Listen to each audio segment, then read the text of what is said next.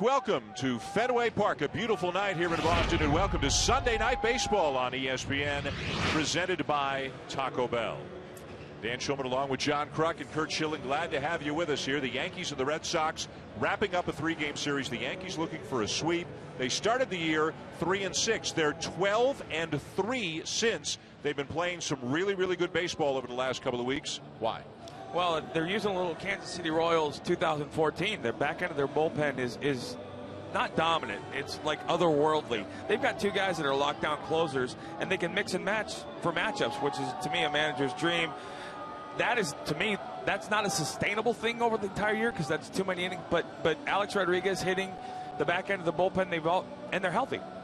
Well, to me, they don't get to that bullpen if it weren't for the top two guys in the batting order. Jacoby Ellsbury hitting over 300, stealing bases, hadn't hit for the power yet, only the one home run. But Brett Gardner, he is having a monster season so far. And, you know, Joe Girardi, the concern coming in, how would they do with lefties? Do they have to split them up with lefties? Jacoby Ellsbury hitting 400. Brett Gardner hitting 375. They've answered that question. And speaking of Brett Gardner, moments ago, he visited down to the dugout with our Buster Olney. Brett, as you start this, tell me what you take away from watching Ellsbury lead off. I mean, I get to see what kind of stuff the pitcher has. Obviously, watching the pitcher warm up, and then depending on how many pitches Jacoby sees, I get to see what kind of stuff he has, and you know, I get a good idea of maybe how he's going to pitch me. Tell me about facing Joe Kelly. You got to look at him a couple weeks ago.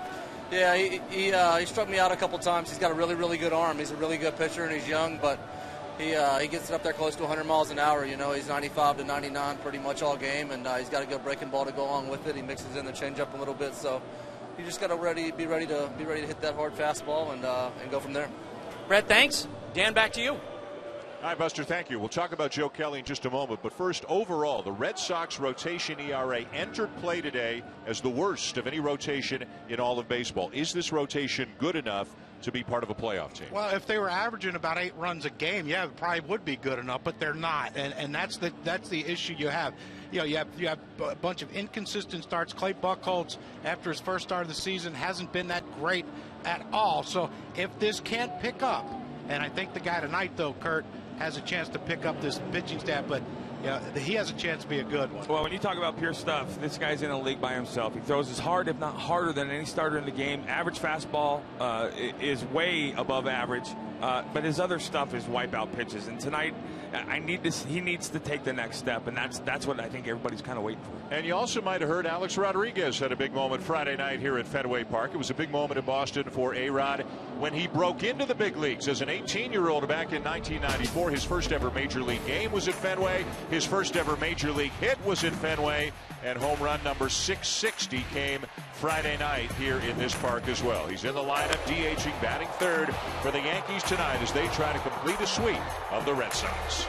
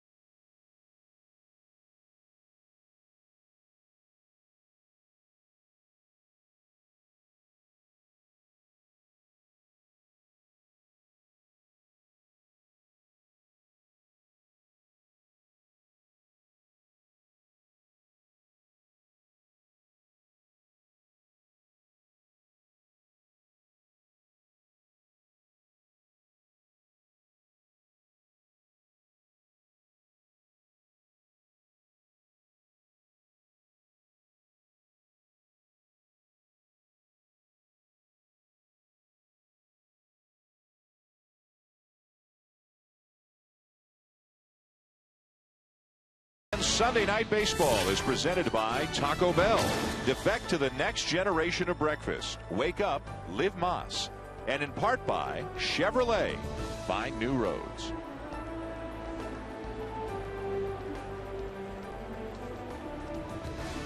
Welcome back to Fenway Park. The Yankees and the Red Sox tonight here on Sunday Night Baseball. John Farrell after the exchange of the lineup cards. Tony Pena doing the honors for the New York Yankees, who are managed, of course, by Joe Girardi in his 8th season at the helm of the Yankees. And they are 15-9 and in first place in the American League East right now. As mentioned, playing much better the last couple of weeks than they did to begin the season. Let's take a look at the starting lineup for the Yankees tonight. Brought to you by Taco Bell. Ellsbury and Gardner, as Crucky talked about at the top, getting on base a lot. Alex Rodriguez with a milestone home run, tying Willie Mays at 660 on Friday night, and a very important hitter for the Yankees this year right now. Really important. And Alex Rodriguez, everyone knows he's a guest hitter. Joe Kelly, one of the highest average fastball velocity of starting pitchers. Not much to guess for tonight. And on the mound tonight for the Red Sox, the guy with the highest average fastball velocity of any starting pitcher in baseball, the former St. Louis Cardinal, Joe Kelly. Joe, what are you looking for? Well, you're looking for him to get better. He has 4+ pitches. He does not have command of his fastball right now. In the standpoint, he can throw strikes, but he doesn't command the sides of the zone as consistently as you hope he would. I'd really like to see him lose the 2-seamer, the little sinker he throws, and stick with the 4-seamer. He throws hard enough to exploit anybody's holes. Kelly faced the Yankees a little bit earlier this season. 7 innings, 1 run, 1 hit allowed. So he had the Yankees number a couple of weeks back. Let's see how he does against them here tonight.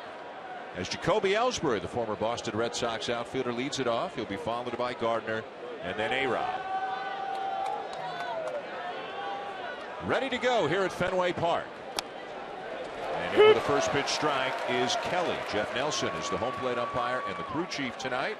Las Diaz at first, Chris Guccione at second, and Corey Blazer at third. And a swing and a foul back, quickly 0-2. This could be the night where we get one up in the booth here. High velocity fastball, Joe Kelly. Someone's going to get one straight back. You guys better catch it. You covering, Dan? No, the former Major League first baseman is the guy who takes the foul balls back here. You guys got as many gold gloves as I got. In the dirt, a ball and 2 strikes.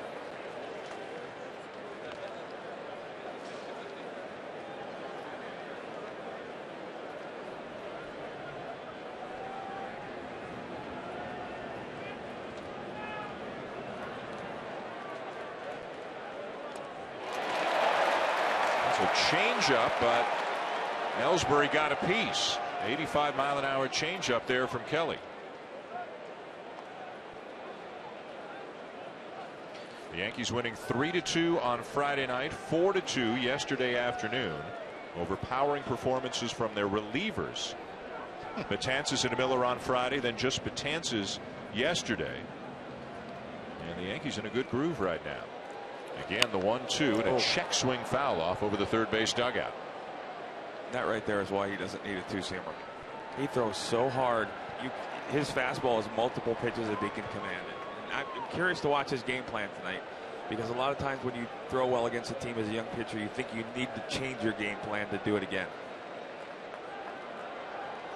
Working with a rookie catcher, Blake Swihart, just called up. As the 1-2 is down in 2 balls and 2 strikes. The Red Sox have had a couple of injuries behind the plate. Christian Vasquez, an elbow injury, lost him for the season. So Ryan Hannigan went from backup to starter, but he suffered broken bones in his right hand off a foul ball on Friday. So they called up Swihart, former #1 pick, big time prospect. As Ellsbury lines the 2-2 into right field, a base hit, and there is speed aboard here for the Yankees in the early going. Come on, kid. Baby.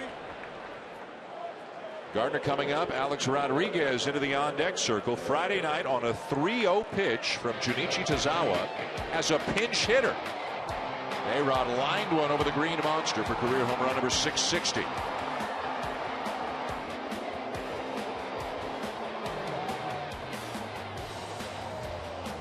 The first pinch hit home run of his career. Doesn't have a whole lot of pinch hitting experience, of course, because he's been in the lineup all the time. Only 2.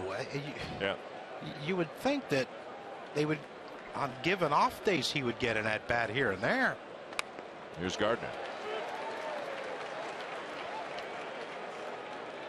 Not sure if I'm Joe Kelly and Blake Swihart, I'm even considering the other pitches right now. Ellsbury couldn't catch up to that when they're locked up Gardner. He did him a favor dropping that changeup as good as it was. Sandoval waiting on the grass at third in case Gardner tries to drop one down. And Kelly's out in front 0-2. This is what, Dan, when we talk about command and control, he's commanding the strike zone right now. And that is a huge. I always thought in the first inning, if you do it that well, you're coming out of the pen feeling good. Picked him up at a deal with St. Louis last year, along with Alan Craig. John Lackey going the other way. Diving back in safely at first. Pretty close there is Ellsbury. That 0-2, they must have a book on Joe Kelly that 0-2. If he gets that 0-2, he's going to throw something off speed. But only the quick feet of Jacoby Ellsbury gets back in on this one. Very close play. But getting back to Joe Kelly, Shill, you're talking about a guy in Brett Gardner who's trying to hit that hole between first and second with Napoli holding on Ellsbury, and you look to get out front of something. He had no chance with those first two fastballs. Fastball away right here is the pitch to hit for him to make. You're talking about the 4-seamer, not the 2-seamer. No, not the 2-seamer, 4-seamer. Sandoval backing up now that the count has gone to a couple of strikes on Gardner. Leadoff man aboard for the Yankees here in the top of the first.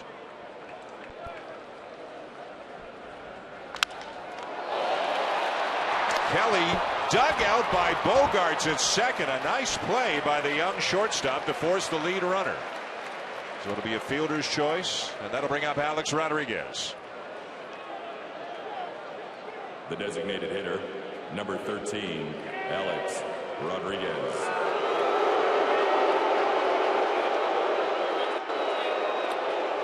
And not a surprising reaction, of course. And A-Rod, when asked about the reaction he got Friday night when he was announced and then hit the home run, and he's been saying all the right things for pretty much this year. And he said, you know what, it was a little louder than normal, the booing, but they're a very passionate group here in Boston. Hit home run number 660 Friday night, went 1 for 4 yesterday. Interesting to see how he can handle Kelly, because the book, if you will, Shill, on A-Rod has been the slow stuff. He can really get to it, but can he handle real live can he hard handle fastballs? 95 play? Right, exactly. Now he handled Tazawa at 94 on Friday night. That was a 3-0 pitch with a green light. Can he handle Joe Kelly? If you had Kelly's stuff, would you just throw him fastball after fastball? No, I don't think you do that with anybody in the big leagues unless they have a hole on one side of the plate or the other.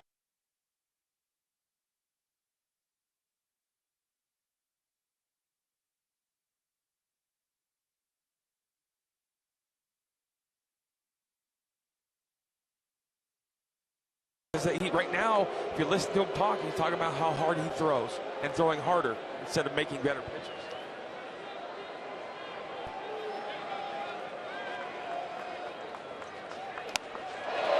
Couldn't catch up to 98, 0-2. Yeah, see, that's not exclusive to Alex. I've been impressed with the bat speed. I didn't expect. I thought he had a good spring training, but he's had really good at bats. Let's see if Kelly stays with the fastball. He did, and it's a high fly ball to shallow right field. Nava in, 2 down. And here's what you guys have been talking about with the fastball, Joe Kelly, and the age of Alex Rodriguez. But watch the first pitch. Barely lift his leg. Now probably take it. Watch how quick that one went. His front leg came up and dropped down quick, just because he's trying to figure out a way to catch up to that fastball. Then the third pitch, again, up in the strike zone. It jams him a little bit. He hits the pop up to Nava in right field. But you saw a guy who's trying to figure out a way to get to a really hard fastball by getting that leg kick up and down as quick as he can. That's not going to work. Well, that right there, Dan, that's why you get rid of the 2-seamer. You have a four-seamer, you can command it. Throw it 1,000 times, you'll get better at it. You split it 500 each, you don't get as good at either one. He doesn't need the two-seamer. He's got swing and miss stuff, and right there he threw a fastball to a guy guessing fastball and a fastball count, and he still beat him. The batter, Mark Teixeira.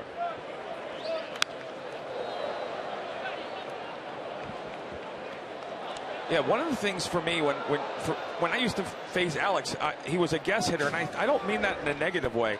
He went up with a game plan, and if he guessed right, he didn't miss. And as you get older, your bat slows down a little bit. You can guess 98 all you want, and if you get it, that still doesn't mean you're going to hit it. I always tell young pitchers, watch batting practice. Everybody knows the batting practice fastball is coming, and you can still get guys to miss. Teixeira got off to a hot start with the power, 8 home runs. The average has dipped now to 200. The Yankees entered today with 31 home runs. That was second in the American League at the outset of play today, behind only the Houston Astros, who, by the way, won again today. 10 in a row for the Astros. More on them later. Teixeira drives one the other way, and there is number 9. An opposite field 2-run home run, and the Yankees take a first-inning lead.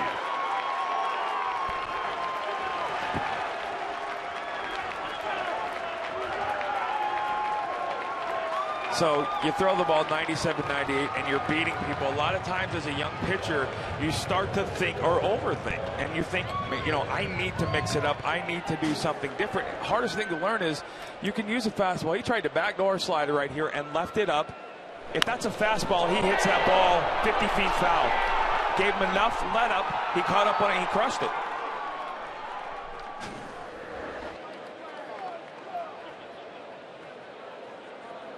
Brian McCann, the batter, he takes up and away. So the Yankees victorious Friday night and again yesterday afternoon. Get a quick start on the Red Sox here at a very quiet Fenway Park right now. The Red Sox have dropped to the 500 mark at 12-12 for the first time since they were 1-1 this season. They have lost 7 of 10 entering this game tonight. There's been 5 hitters in this game, and not one of them has put not even a decent swing on the Joe Kelly fastball, but yet he's down 2-0.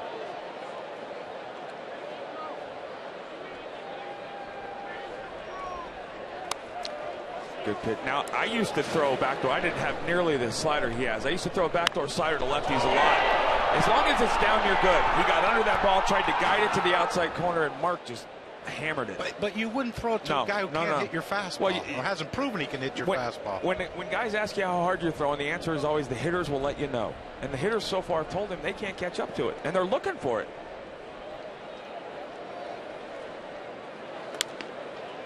Fastball in, ball 3. See, and that right there, Dan, that does something. When a hitter sees a pitch like that, you've got to be ready for that, or you're not going to do anything. You can't do anything with it. So you have to be ready in. And that's a 3-1 count with 2 outs to a left-handed hitter with power. Yeah, and fastball down the middle. Yeah, and you got to look. Okay, I'm going to start early and try to jump this thing, and McCann takes it because it's basically unhittable. And the fastball's popped up. Bogarts wants it and has it, and the inning is over. But Joe Kelly, on one of the few off-speed pitches, not fastballs he throws, surrenders a 2-run home run to Mark Teixeira.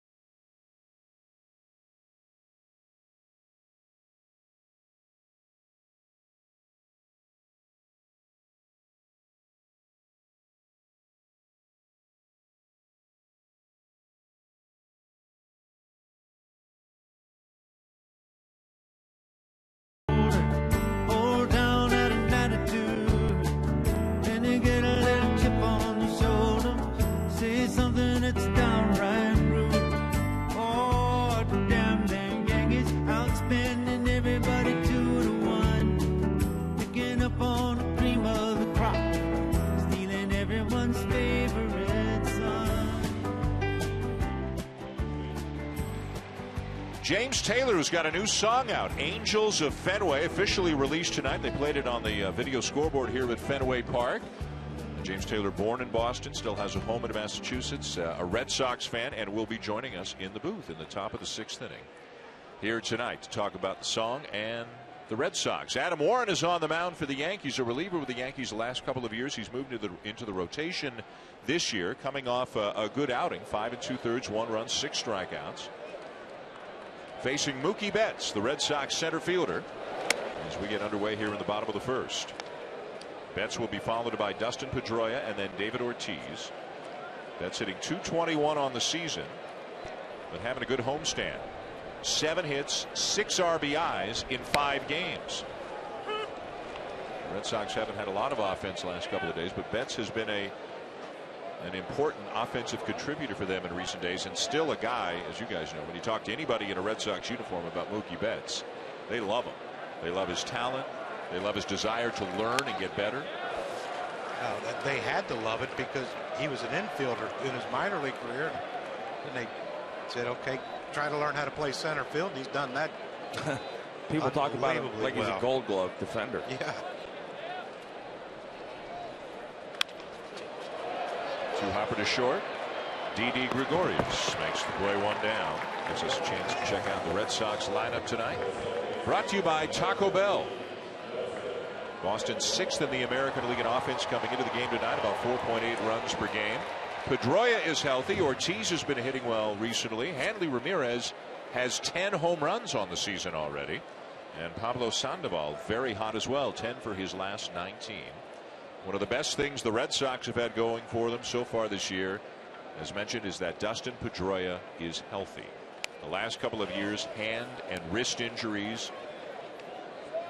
In one year, remember, happened opening day, and he played through it for the rest of the year. He played, did as well as he could, but it kind of robbed him of his power.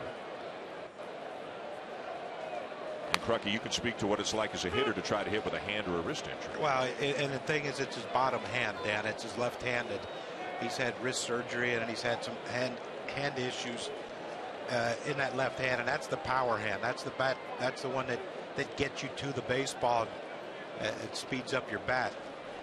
When you don't have that, you think you can swing as hard as you can. Ball ain't going nowhere, and that's what happened to Dustin last year. Why he didn't hit many home runs. Sure looks like if they stay healthy, they're going to be a potent offensive team. The big question is, will the pitching be good enough? 1-2 the count on Pedroia. And a weak ground ball towards short, charged by Gregorius, and just in time at first, 2 down. Joe Girardi told us before the game, although Gregorius did make an error on Friday, his 4th, that he feels he is playing better the last couple of weeks, and maybe just kind of a natural settling in process. You come to New York, you take over, not replace, but take over for Derek Jeter at short. There's got to be a little bit of nerves for a guy this year. I came from Arizona to the East Coast as well. There's no comparison. And if I had been younger than I was, this would have taken some time to get used to as well.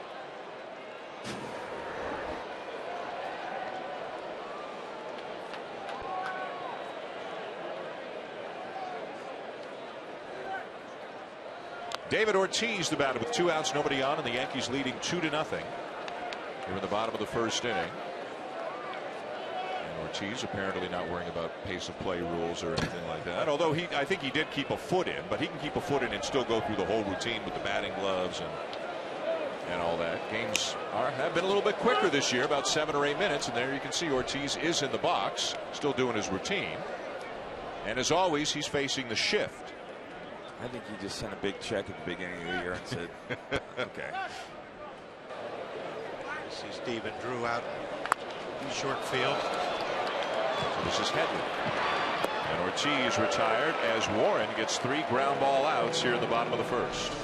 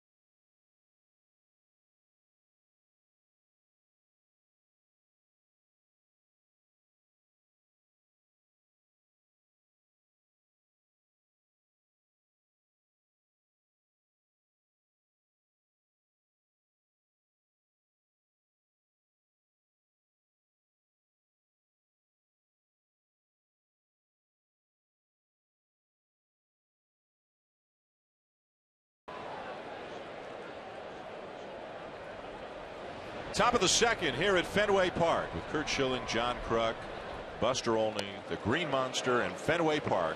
Sunday Night Baseball on ESPN. The Yankees looking for a sweep and up 2-0 on a first inning home run by Mark Teixeira off Joe Kelly. Carlos Beltran leads off the second. Had a couple of hits on Friday night. He has really been struggling, but the Yankees encouraged by the single and the double they saw on Friday. He didn't play yesterday. As you can see, not very typical Beltran numbers. Joe Girardi said with a lot of confidence before the game they still expect him to become a big part of the offense before it's all said and done. Yankees, of course, as has often been the case in recent years, relying on a lot of older players. 1-2 and a ground ball to short, and they came out of the shift and when they went to 2 strikes, as some teams do. Yep. And good thing they did, because that's exactly where Bogaerts was standing. Well, because they made the pitch. Joe made the pitch and they made the call. That was what they were doing. But you heard me talk about 2-seamer and 4-seamer. That's a 4-seamer. Watch this ball explode up in the strike zone. That's a 4-seamer. This is a 2-seamer. Watch it come back. He gets in a little bit, and then this ball right here goes out to the barrel. You don't need both. The second one is, for me, if you're going to throw a 2-seamer, that ball better sink. Chase Headley with a sinking line over to left field, a base hit. Yeah, that pitch right there is a 2-seamer. You look at the ball run to the barrel of a left-handed hitter's bat. And here's the thing: if you're watching it, a 2-seamer is supposed to sink. This ball is really kind of just cutting away a little bit, and that goes from the label to the barrel on a left-handed hitter, and you give velocity away. You're going to, instead of throwing the ball 97, 98, you're throwing the ball 93, 94, 95. Now, you talked about it on Baseball Tonight, and Aaron Boone was down there with you, and right away he agreed with you. Yeah. He said he should get rid of the pitch. It stays on the plane of the bat. Crucky, you were making the same signal that the pitch stays on the same plane. So they've got numbers. They've got to know what people hit off 4-seamers and 2-seamers and sliders. I don't know if you've noticed, but they haven't. Not only have they not hit it, they haven't even attempted it. That pitch right there, he just threw to Stephen Drew.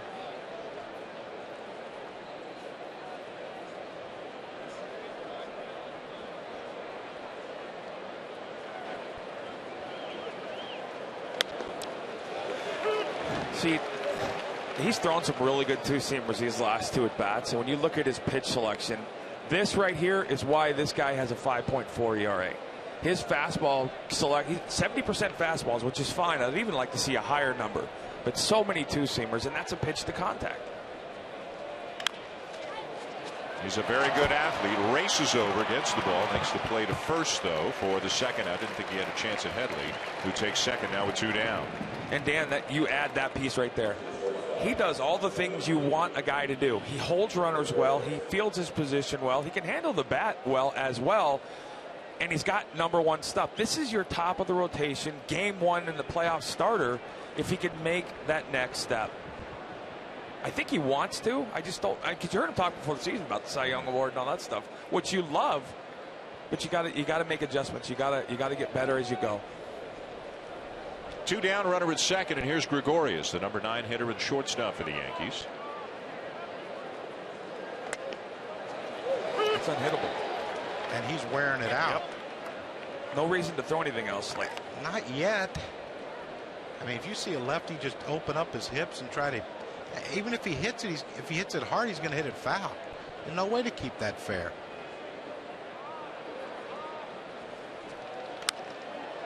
Oh, 2. Now you've thrown 97 in and 97 out. I can throw you another fastball. Doesn't have to be a strike. I can strike you out without having to throw a strike. Don't have to throw a breaking ball. He can explode that fastball like he did to Alex. See if Gregorius will chase.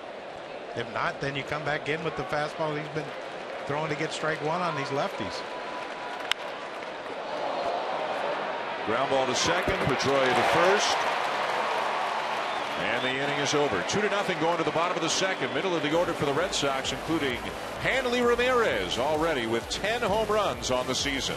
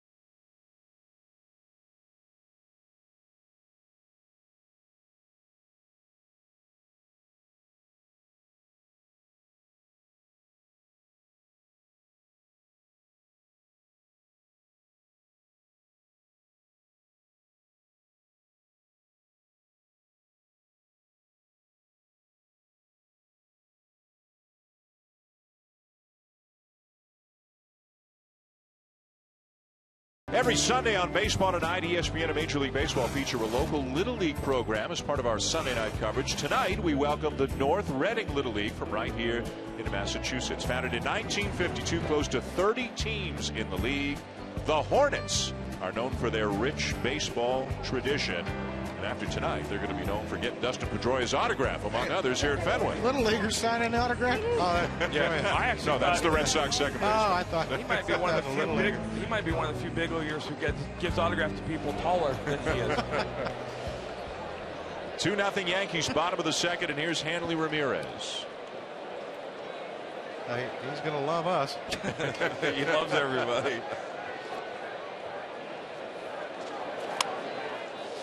Ramirez has been off to a big power start this year. He has 10 home runs. Just the second Red Sox player ever to hit 10 before the 1st of May. David Ortiz was the other.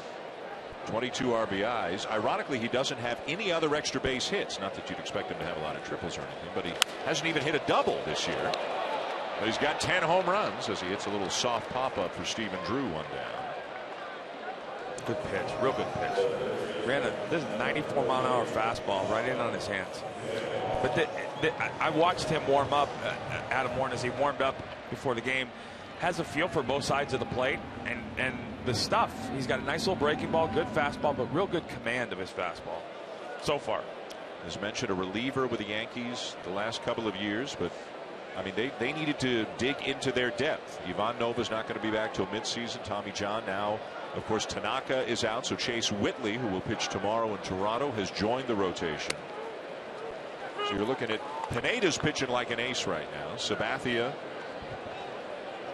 Evaldi, all kinds of talent, pitched well yesterday, and then Warren and Whitley at the back end of the Yankee rotation. And you know what? The numbers are pretty good for them as a group. You remember last year, though. Last year they lost every starter. Everybody, yeah. And you know, a lot of these kids got innings, and that's huge.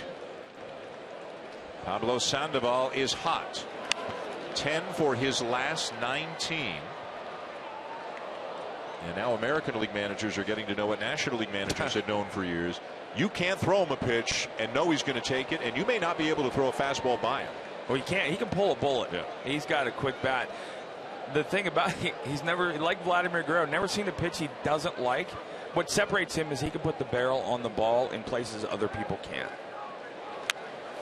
Got a piece of that somehow. Which, if he didn't, it goes in the dugout probably.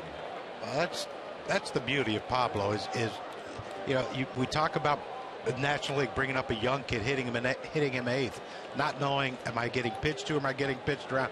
Pitchers don't know how to pitch around him because you can't. Yeah, you pitch around him by trying to throw strikes. If you're going to walk him, you have to intentionally walk him. Checks the swing. 2 balls, 2 strikes. One of the things I've always loved about the Yankees is their pitchers, even if you don't know who they are, they're polished. They come to the big leagues polished.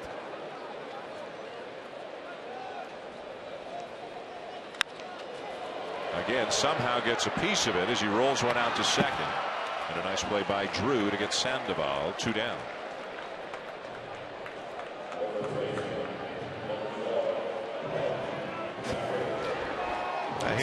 Here's what the Yankees have to offer up the middle. When Gregorius figures it out defensively, Stephen Drew, one of the better, when he was in his prime, one of the better defensive shortstops, now the second baseman. See how he circles that one, backhand, perfect throw to Teixeira, kept it low so Teixeira could stretch and give him that extra 1.5 to 2 feet.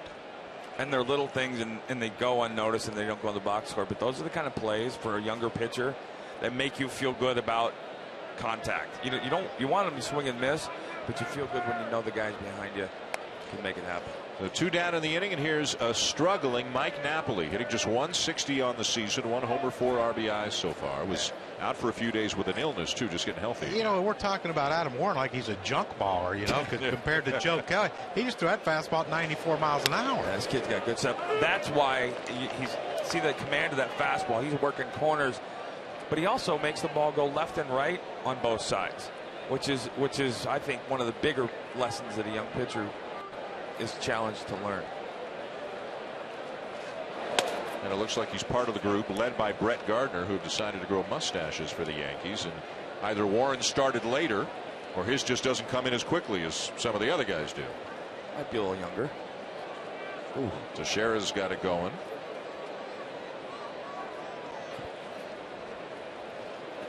What do you think, Rocky?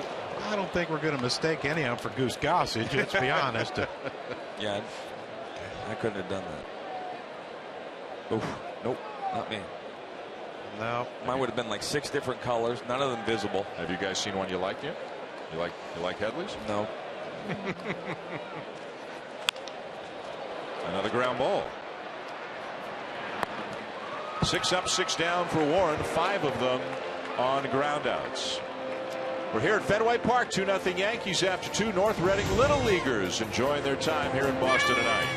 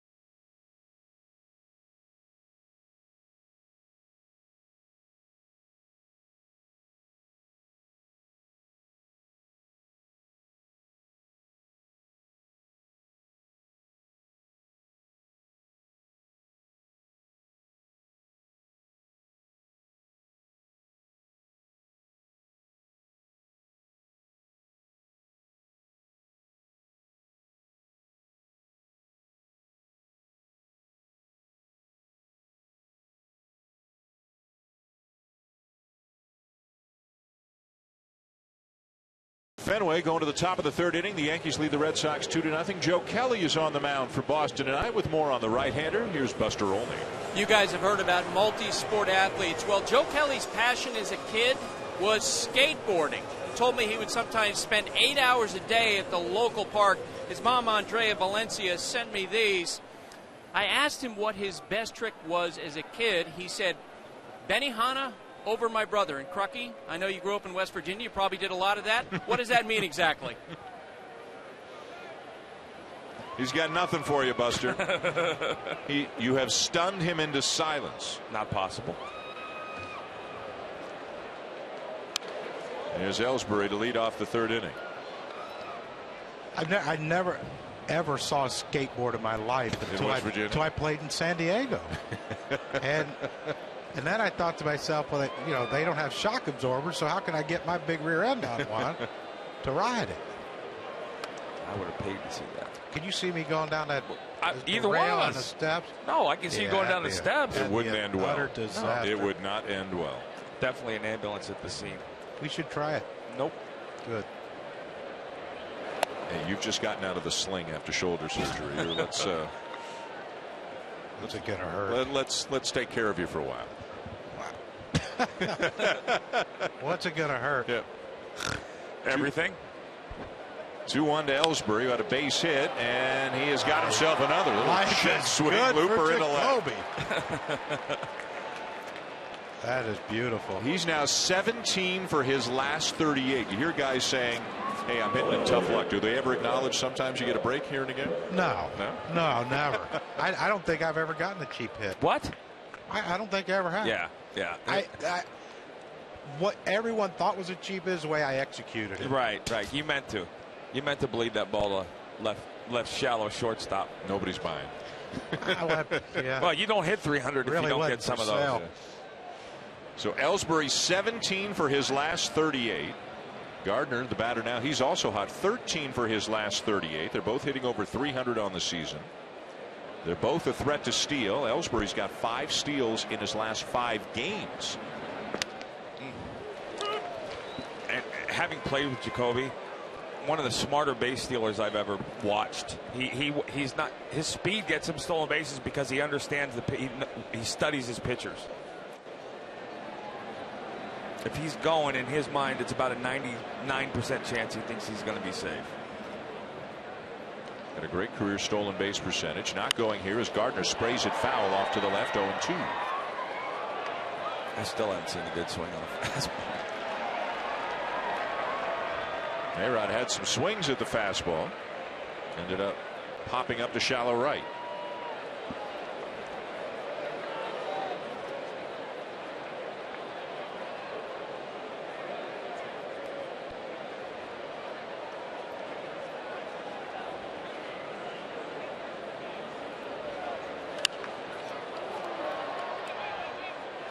That's about the only way you can slow Jacoby Ellsbury right there. You see him hold the ball, kind of give him a couple head fakes, get him to settle back on his feet if you can.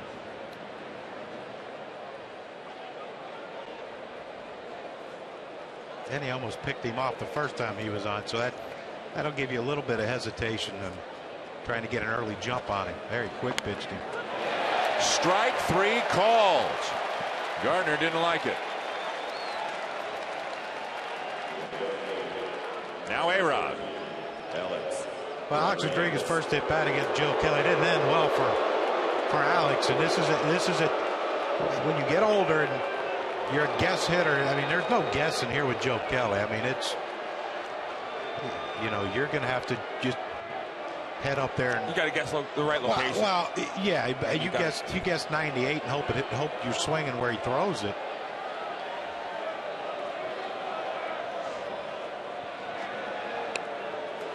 He threw him a first pitch breaking ball.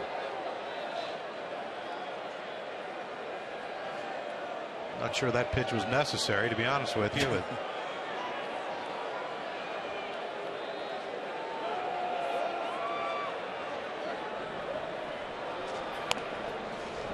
And don't miss. I'm not trying to say that he just needs to go up there and throw everything hard, but when you have this good of stuff, you can throw fastballs, and fastball counts the guys guessing fastball if you can hit your spots.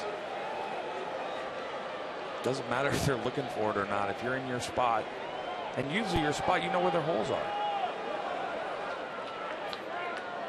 Runner goes, now stops, and A-Rod fouls it off to the right, 2-1. 2-0 fastball. 2-0 fastball, 97. Down in the zone, but down the middle, and you know, he fouls it over the Red Sox dugout, and that just shows you what Joe Kelly is. I mean, you look at a little bit higher leg kick, but I mean, that ball was by Alex Rodriguez on a 2-0 count. Yep. And see where it hit off his bat. It hit off the label of his bat.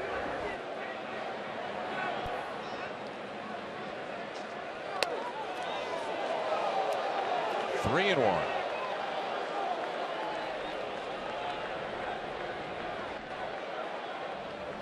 John Farrell, of course, with a lot of pitching in his background, a former major league pitching coach, so he's looking on with a lot of interest at Kelly and his 23-year-old rookie catcher Blake Swihart behind the plate tonight for Boston.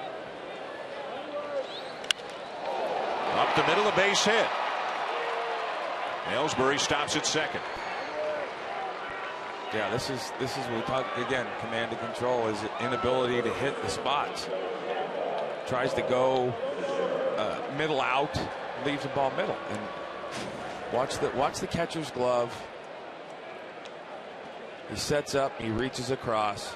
When you miss that pitch right there, Dan, you got to miss that pitch to the inside part or inside off the plate, because you're throwing it in there to set something up or to get him out.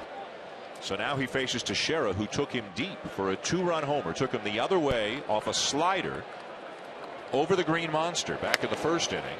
And not surprisingly, he'll start him with a fastball here in the second at bat. I guarantee he's probably going to throw him another fastball. Yeah, you can't hit that pitch. The thing with the pitch to Alex, what you're talking about, Kurt, is when you throw a fastball away at 97, it's a lot different than a fastball in at 97. Yep. Why? You have to be so much more quick to get to that one inside. You know, the one away is, you know, you get your foot down, you can just throw your hands out there and swing. You know, like Alex did. He's strong enough and You know, but the one in, I mean, you really have to work your entire hands and your body, though, to get to that inside pitch. Ball 3 to a changeup. Yeah.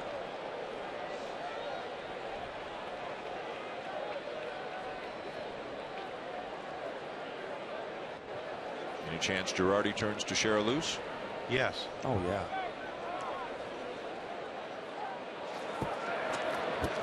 I don't get that either.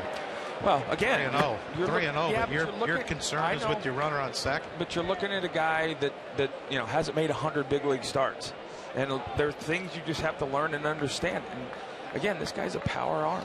His focus should be on the hitter.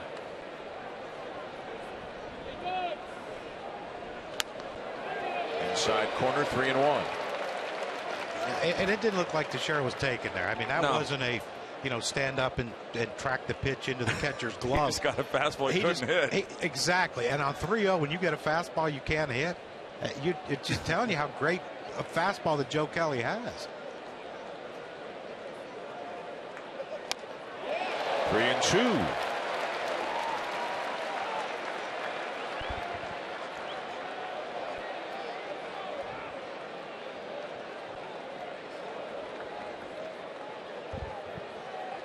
Ellsbury at second, Rodriguez at first, 1 out and a full count on Teixeira.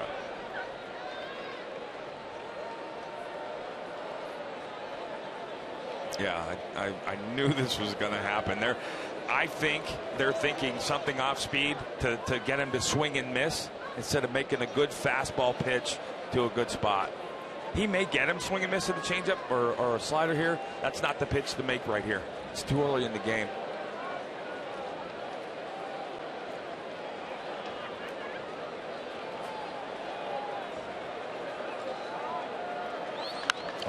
Now, Shill, let me ask you. After they talk, he shakes them off twice. Right. What's going on? Well, that's a lot of times. Decoying? Or, well, sometimes they'll do that. You know, sometimes they'll do that. And you know, again, this inning again, we're seeing the 2-seamer, 4-seamer, and to explain that it's so frustrating to see a guy with that. And the other kid, Adam Warren, has a really good fastball as well.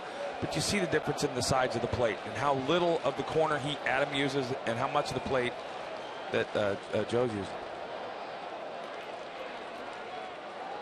Again, the 3-2. 97-mile-an-hour fastball popped up for Bogaerts. 2 down.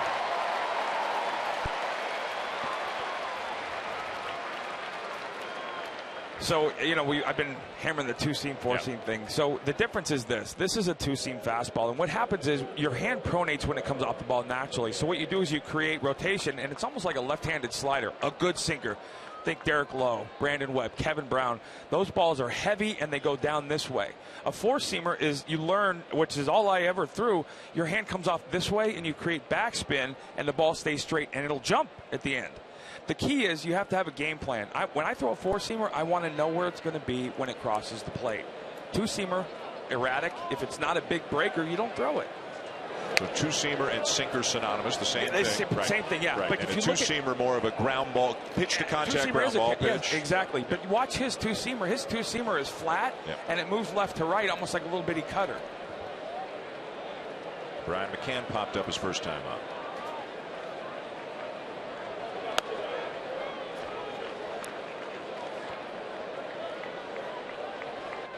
A 2-run homer in the first for Teixeira. Yankees got a base hit, but nothing more in the second. They've had a couple of hits off Kelly here in the third, trying to get out of this jam.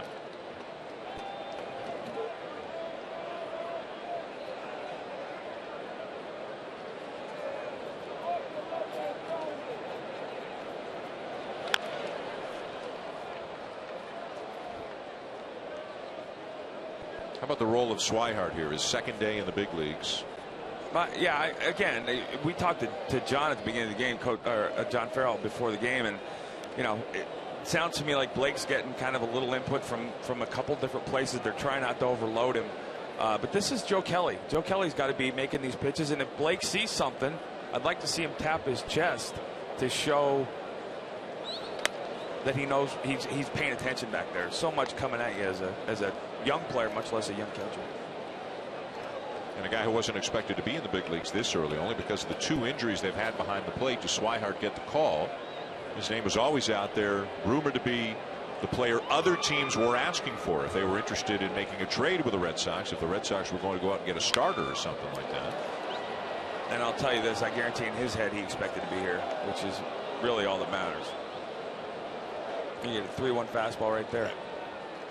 Shank it over the dugout, but you see the 25 pitches this inning for Joe Kelly, but with Swihart, he caught a lot in the spring. He's caught most of these guys in the spring. I know, listening to Wade Miley, who pitched yesterday for the Red Sox, talk about it. Very comfortable with him. A bullet foul on the right side, and we'll do it all over again. Broken to bat for McCann.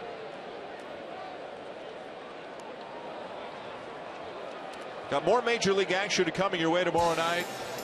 It'll be rivals, just like the Yankees and Red Sox are, the Cubs and the Cardinals, clashing in St. Louis tomorrow night, 8 o'clock Eastern time on ESPN and watch ESPN. The Cardinals won again today. They swept Pittsburgh all 3 games, extra inning, 1-run victories. Today, Colton Wong hit a home run in the 14th inning as the Cardinals beat the Pirates 3-2. We've got a Cardinals fan here in Boston. And St. Louis has the best record in baseball. Shocker. Yeah. Well, let's talk about the Astros. Let's talk about it. The Cubs are playing great. And the best record in baseball. Oh, hum. And they suffered an enormous loss when Yes. Adam Wainwright was lost. And they just keep winning. Yeah. They just find a way. Because of the same reason we talk about, they develop. Their development system is so good. Huge pitch here for Kelly once he gets to it. 3-2, 2 outs. First and second. Let's go inside move to the guy on second.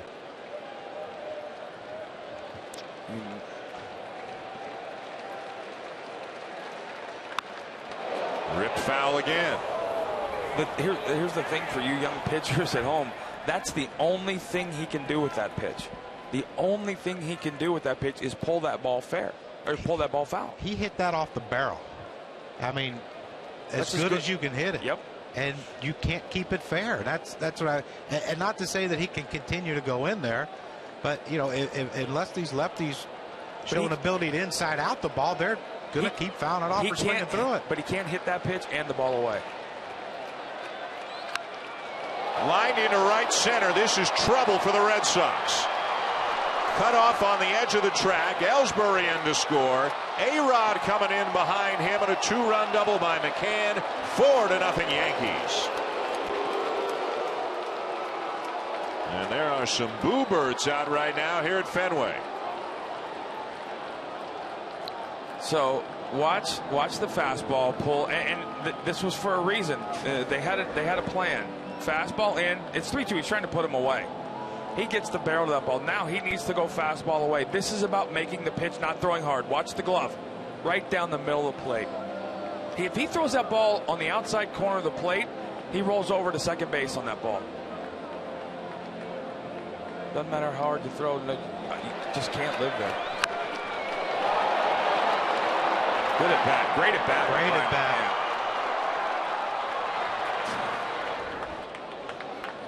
So it's 4-0 Yankees right now as they look to sweep the Red Sox. Joe Kelly just got a visit from his pitching coach Juan Nieves. And here's Beltran.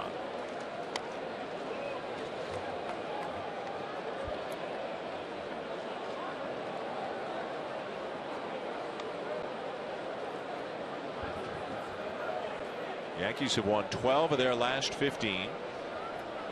The Red Sox have lost 7 of their last 10. And as mentioned, the biggest culprit for the Red Sox this year has been the starting pitching. The Red Sox and Blue Jays keep going back and forth for worst rotation ERA in baseball. Both of them up around 5.5. 2-1. What you're trying to say, if Kelly doesn't start picking it up a little bit, they might surpass. I think the Blue Jays went to 30th with the outing in Cleveland today by Drew Hutchison, but the way things are going for Kelly, the Red Sox could get back into the bottom spot. It looked like he's rushing everything now. But he's pulling. if you watched some of those great fastballs he threw in early in the game, he was making those pitches. He wasn't forcing them. And right now, he's thrown a couple changeups that have gone down in there, and he doesn't have a feel for that corner. That's a harder corner to get called strikes on anyway. He's already thrown 32 pitches this inning.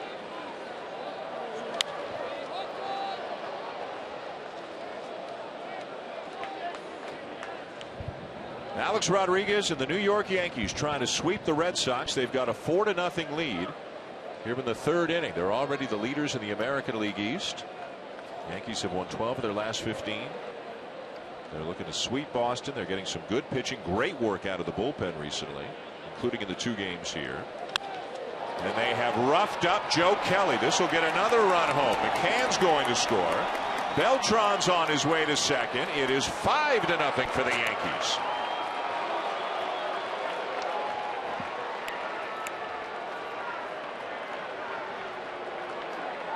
You got to believe you're going to see some bullpen activity, and now there is some. Left-hander Robbie Ross.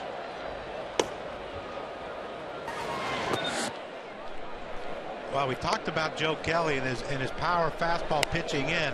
There he gets a call right there, so he goes 1-1. He tries to come in again, and watch after he gets behind in the count. He throws a pitch away. Beltran has a great swing, and he tried to go up and in to strike him out with 3-2 count, and he left it out over the plate. And like Kurt said, you know, you're veteran hitters, you can hit that pitch out over the plate. McCann did it. Beltran just did it for back-to-back doubles. The batter Chase Headley had a base hit his first time up. Fouls off the breaking ball, 1-1. As mentioned, the rotation has been a big problem for Boston so far this year. Here are the numbers to back it up. 5.52 collective ERA. Forcing a lot of innings on the bullpen, putting their team behind. They've got a very good offense, but putting their team in a hole more often than not. Clay Buchholz has not pitched well this year. Wade Miley had a couple of awful starts, pitched better yesterday. Masterson struggled. Porcello's been inconsistent, good and bad. Coming off a good one last time. You can't win like that. I'm sorry. You need one of these guys to step up and say, okay, I'm taking this over. The inning finally is over. But Kelly gives up 3 more, and it's 5-0 Yankees going to the bottom of the third here at ancient Fenway Park.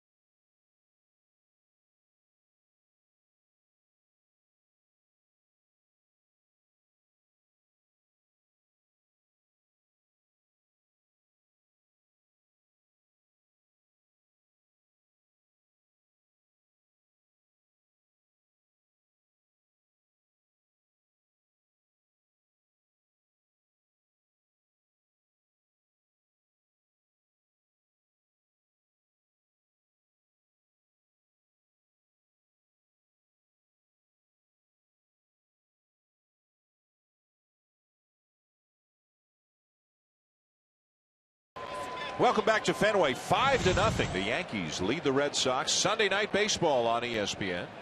Dan Shulman, John Kruk, Kurt Schilling, Buster Olney.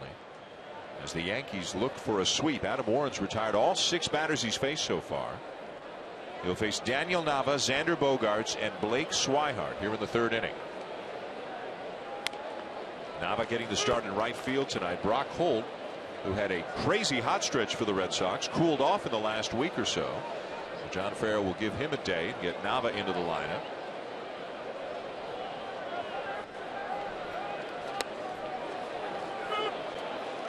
And another good reason to put him in the lineup is he has had his way with Adam Warren. 6 for 11, including a home run. Yeah, it's good and bad. You know, you think, okay, maybe this can get Daniel Nava going, facing a guy he's had success against, and then the other thing is, what if he doesn't? You think, oh, what now? What's going on?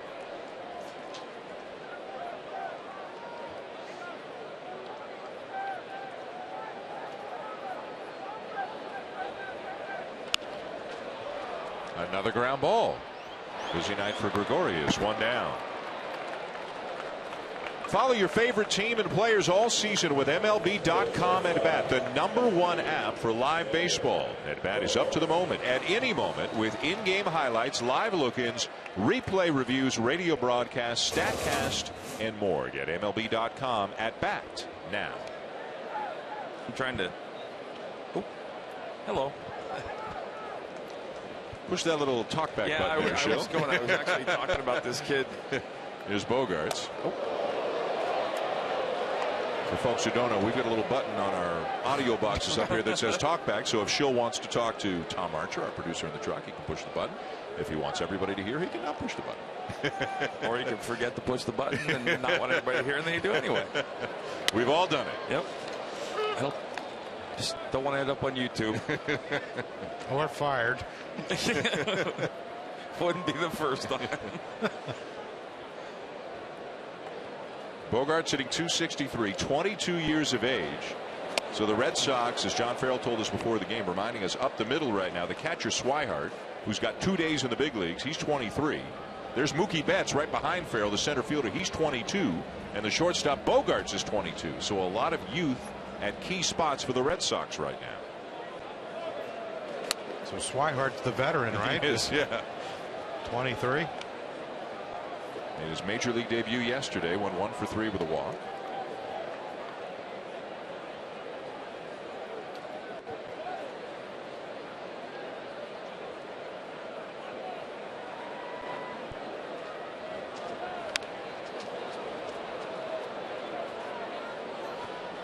See, this is in contrast to Joe Kelly. This is a kid that has a feel for pitching. If you watch the K zone, you can see, with rare exception, he's around the edges all the time, but all of his pitches are potential hittables. So as a hitter, you have to be ready for everything.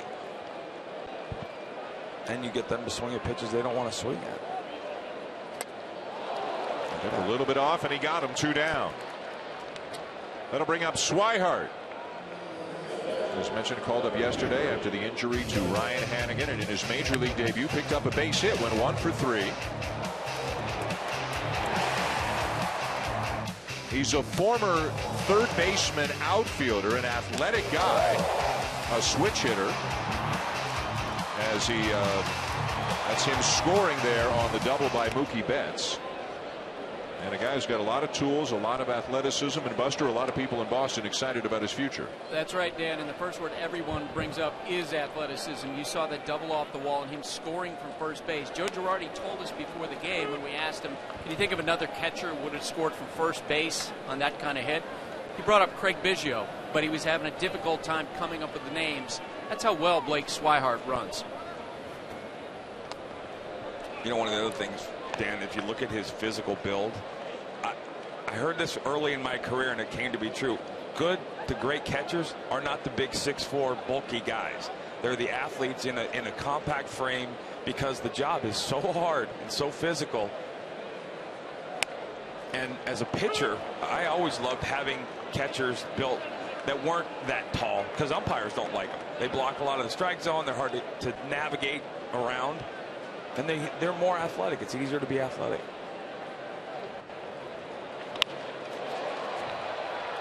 Good range by Drew. Inning over. 9 up, 9 down for Adam Warren through 3 here at Fenway.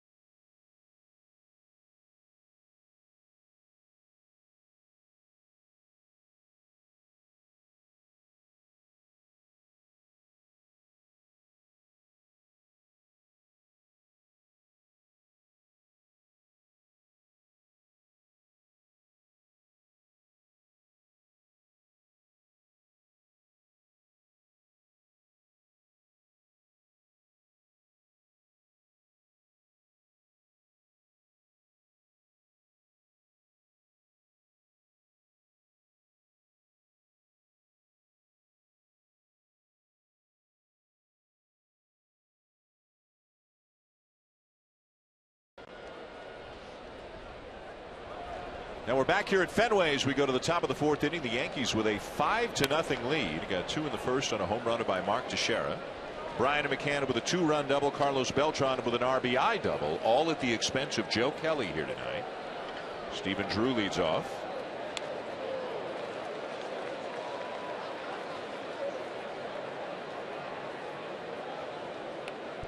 Drew grounded out his first time up. He'll be followed by Didi Gregorius, and then back to the top of the order for Jacoby Ellsbury.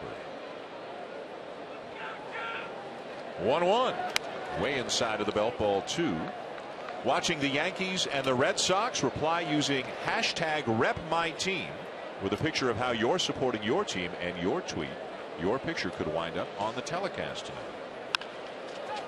Ground ball to the right side. Pedroia there. Out number 1.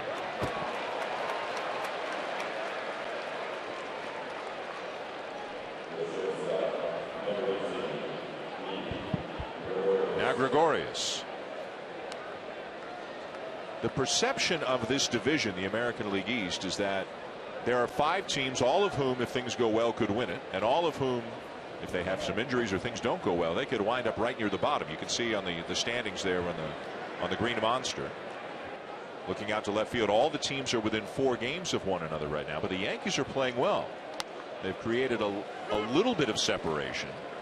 2.5 up on both Baltimore and Tampa Bay at the moment.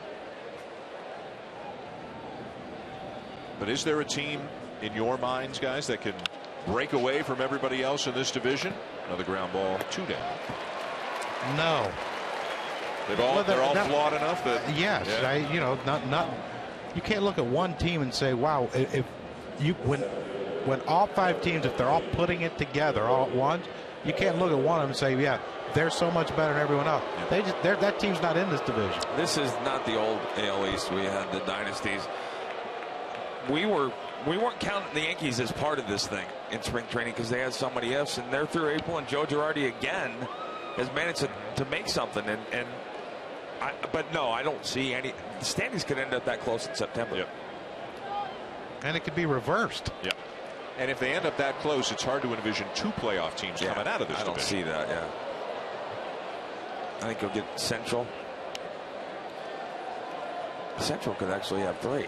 Kansas City and Detroit finished up their 4-game series today. The Tigers won 6-4. Miguel Cabrera homered. A 4-game split between the Tigers and Royals as Ellsbury bounces one into right field, and he is 3 for 3.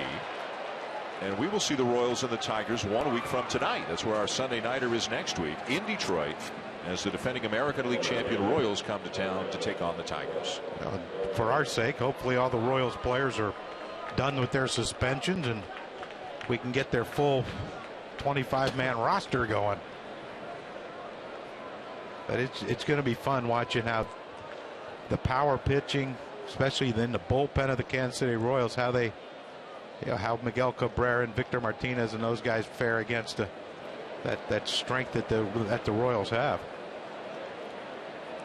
The batter Brett Gardner as Ellsbury draws a throw, and he's been running a lot. We mentioned 5 steals in his last 5 games. 2 outs here. Gardner up, a good opportunity for him to run. Yeah, and if you're Brett Gardner right here, you want Jacoby Ellsbury, if he's going to go early. Yep.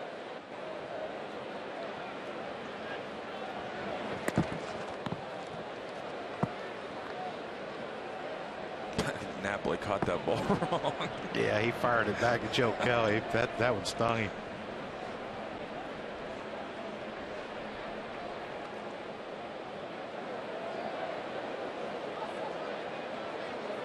Not going.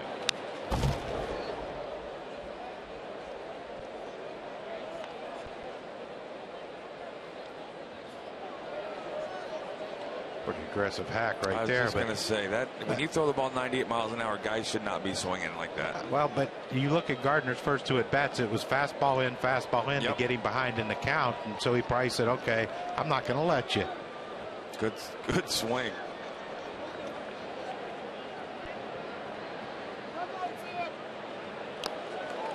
And this one will get to the backstop, and Ellsbury to second the easy way.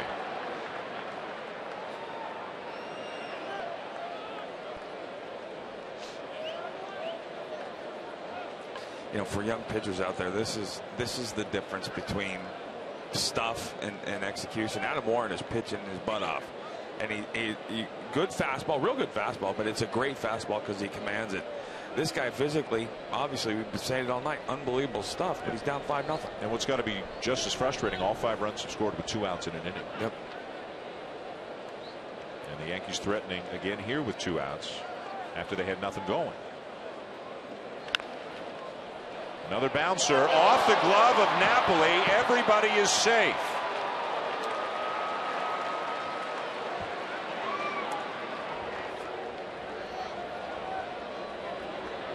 So the inning continues as Alex Rodriguez comes to the plate again.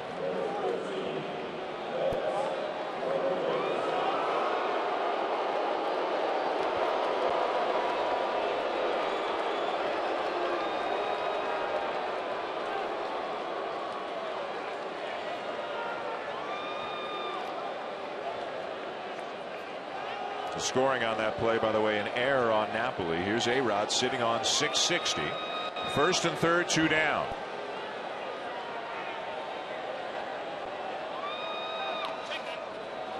And throw him a curveball in the dirt for ball 1.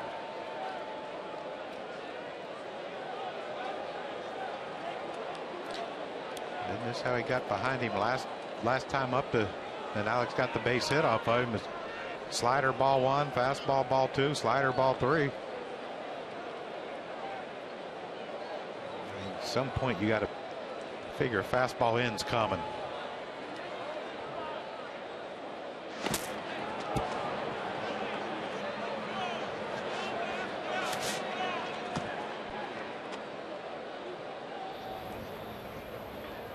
Robbie Ross up again in the Boston pen.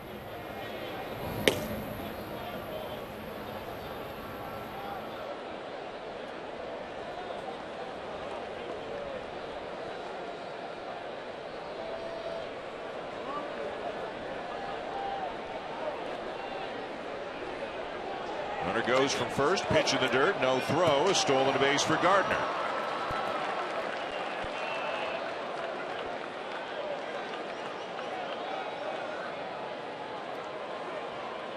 I mean, that so what? I mean, if you're pitching right there, that's a so what in the sense that got a base open now, and if I don't feel good about the mix, if I don't feel good about the plan, I got a base open to make some pitches. But there's 2 outs. The hitters should be everything here. But wouldn't you think at some point that he would go back to the fastball that Alex struggled with in his first at bat? Left center. Betts will make the running catch and end the inning. To the bottom of the 4th. Here at Fenway, the Yankees up 5-0 here in Boston.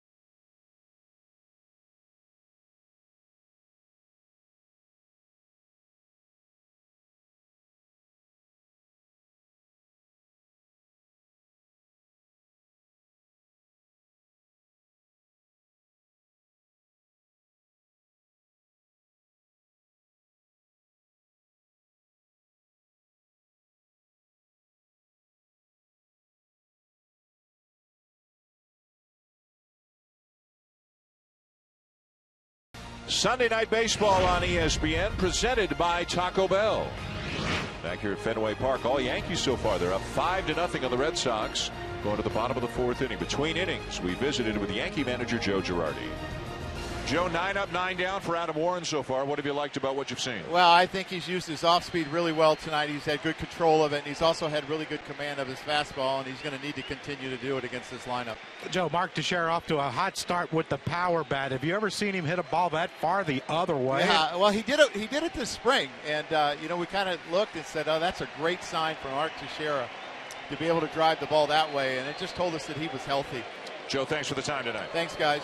Home run number 9 for Teixeira tonight. 5-0 Yankees looking for the sweep.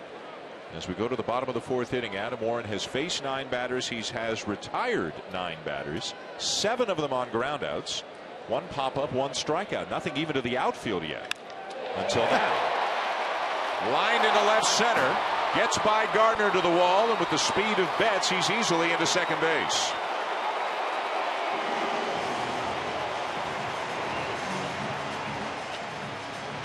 Time now for our expert analysis, brought to you by Benjamin Moore.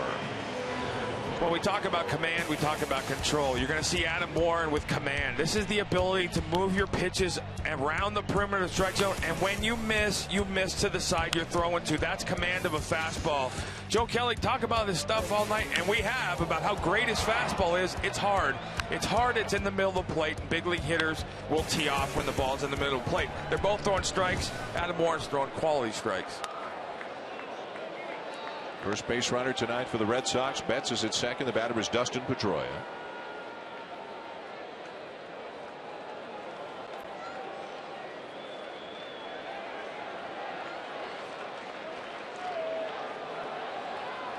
And for the first time in a while, you start to hear a little bit of noise here at Fenway. Some fans trying to muster a "Let's go Red Sox" chant.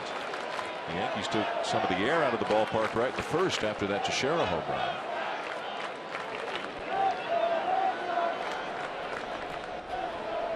One problem for the Red Sox this year, a number of their key hitters, and Pedroia is one of them, have fared poorly with the runners in scoring position. The 2 through 6 hitters in the lineup tonight are a collective 188 on the season with the runners in scoring position, as Pedroia has to spin out of the way of that one. One of the reasons he's such a good player, Dustin, if you asked him what he was hitting with runners in scoring position, he'd tell you probably 1,100. When he lacks in size, he more than makes up for in confidence and ability. And you wonder how many of those are like this situation, but a closer game. Runner on second, no outs. You know, hit the ball the other way, get the guy over. Sadly, it's considered an at-bat when you're giving yourself up to get the guy over, but you know, it does count on your average with runners in scoring position.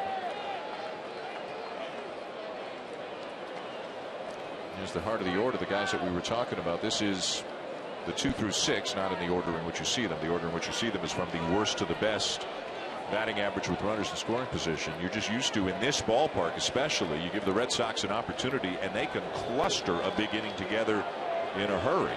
And their offense has been pretty good this year as Pedroia takes inside 3-2.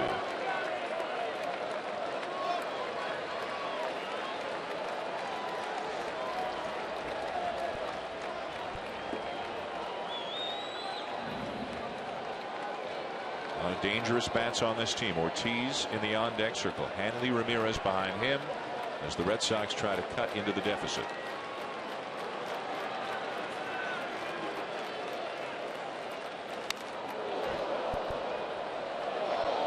Little 2-strike swing. Wow, you know, you get one up, thrown up and in and around your noggin, and another one in off the plate, and you're losing 5-0. Sometimes there's some. You get some angry moments with the swing, and that's one thing about Dustin Pedroia. He rarely, if ever, does he get cheated, and that's he can go after that high fastball with the best of them. And anything.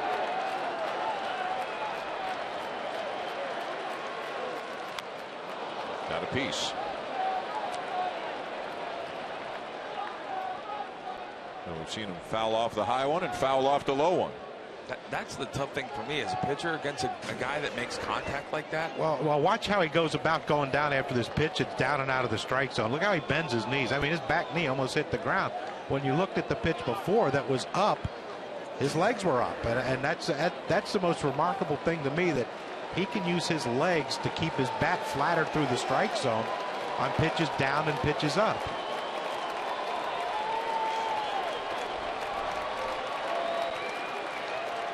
Well, the challenge for, I think, always for all pitchers with short guy, it takes a while to learn. All hitters that are this tall can all hit the fastball and hit the high fastball. You got to be able to get them to swing and miss at a breaking ball, and he doesn't do that. Got him there. Yep. Good at bat. Well, good at bat for who? No, hit the pitcher. Yeah. No, it was a great at bat. That was a great at bat. But again, that's the difference. That's command. You have such small area to make a guy like Petey swing and miss. Not only do you have to put it there, but you have to make the pitch. He did both. That's a great pitch because he's sitting middle. You can't want it that down middle.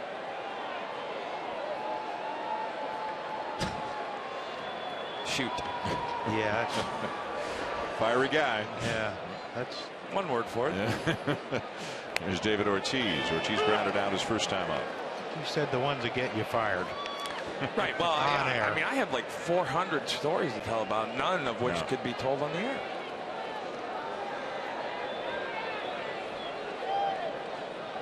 Cares about winning as much as just about anybody you played with, I would imagine. Oh, yeah.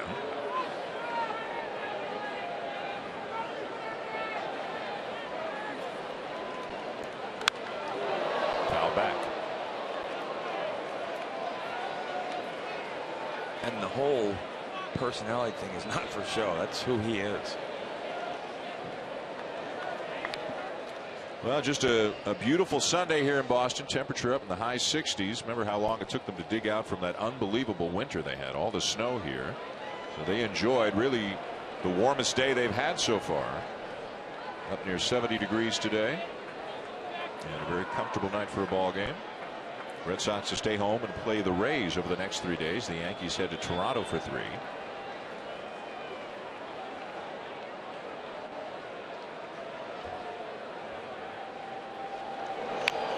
Runner is going as the pitch is fouled off. Let's send it down to Buster. Guys, you were talking about the winter weather. I talked to Dave Meller, the head groundskeeper for the Red Sox, and he sent me some pictures that he took during the course of the winter when the snow was at its worst. You see the bullpen right there. The drifts actually drove the snow so that it covered the entire bullpen. He said he's never seen anything like it. Of course, they had record snow, and on the right, he put black sand over the top of it. This retained heat, and he told me that all of that snow went away in about 2 weeks, and that's how the field was so great in its condition as the season started. It was something else here in the winter, that's for sure. But field looks great here as we move into early May. Temperatures warming up.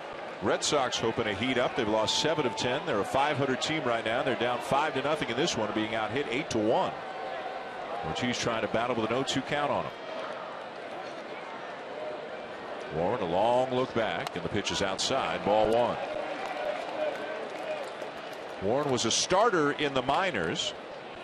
When he came up to the big leagues, predominantly a reliever for the Yankees. He only made 3 major league starts prior to this year. Made 69 relief appearances last year.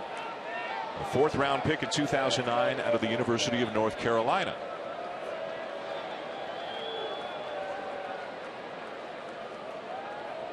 One-two, way outside.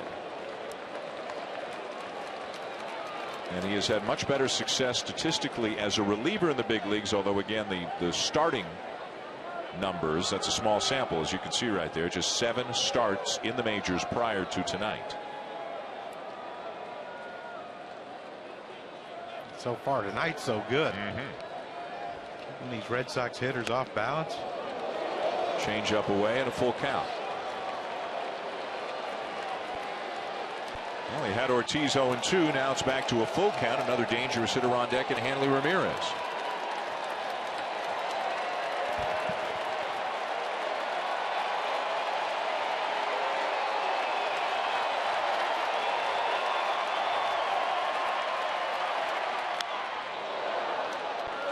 Shocked him with that one. How so? Well, you're sitting here at 3-2 count. You got a base open and a right-hander on deck. David's thinking, you know, he's going to try and get me to chase something. He gets that fastball, and he was smart enough to, or quick enough to just get the bat on it.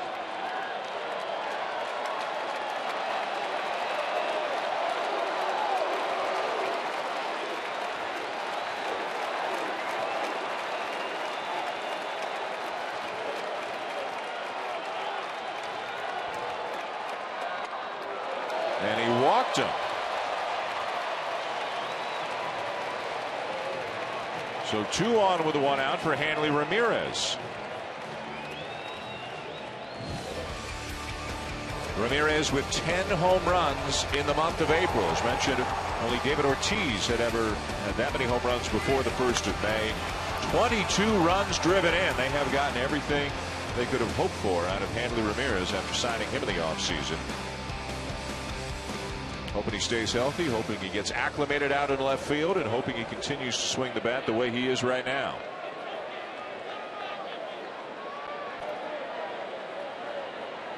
Well, right now, home run would be great, but just getting the ball into the outfield right now and trying to get one on the board.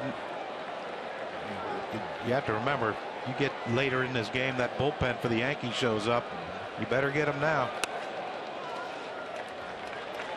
Although Dellin Betances might not pitch tonight. He's pitched the last 2 days, and Joe Girardi doesn't like to use guys, overuse them early in the season. Wants to have them as fresh as possible for late in the year. Miller didn't pitch yesterday. Betances has pitched each of the last 2 days, so it could be Miller exclusively in the late innings tonight. They got some pretty good arms in front of those 2 guys too. But those 2 guys, and I'm sure we'll talk about it later on in the night, 27 innings, 0 earned runs, and 46 strikeouts for Miller and Betances. Well, they have given up 9 hits. So. I think that's good. I can play defense behind that. No one hits it. He just needs to settle in and make a pitch right here.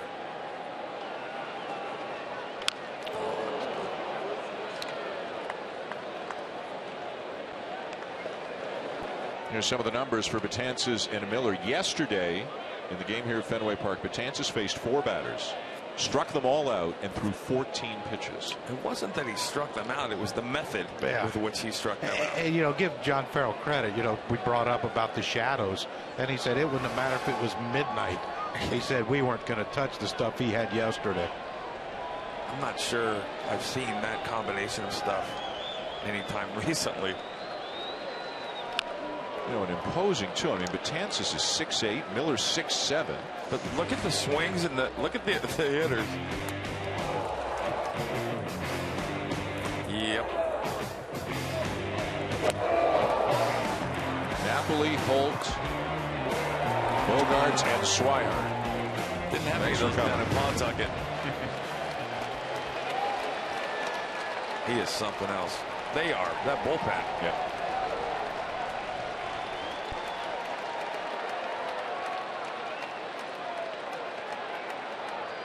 Two.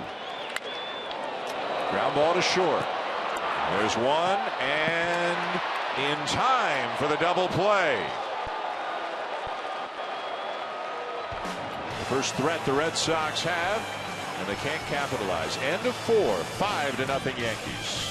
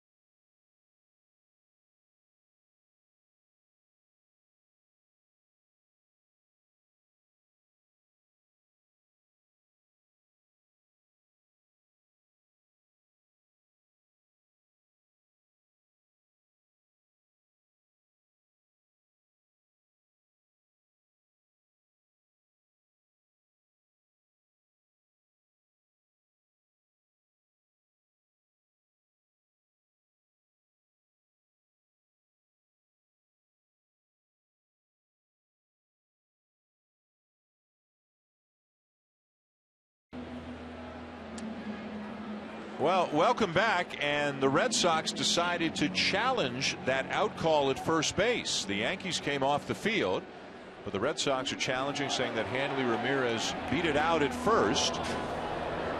You be the judge.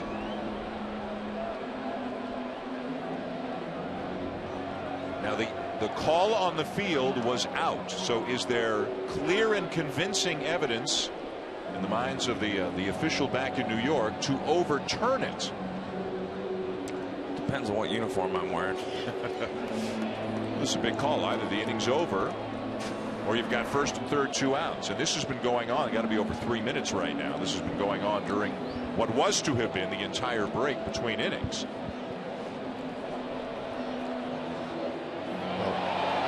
By definition, if it's not in the back of Teixeira's glove, secured in the back of the glove, and it splits on the base, he's safe. Look, the language is clear and convincing evidence. Yes?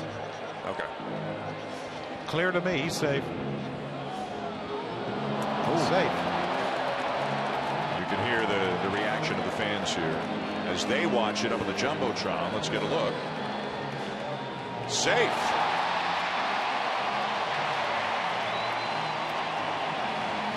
So the Yankees have to come back onto the field, and the inning will continue.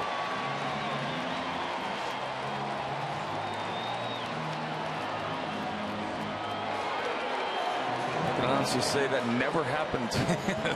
And that, honestly, as a pitcher, I wonder what he's thinking mentally, because that inning was over in his head. He was off the field. He was sitting in the dugout. Now he's had probably about 4 minutes between pitches.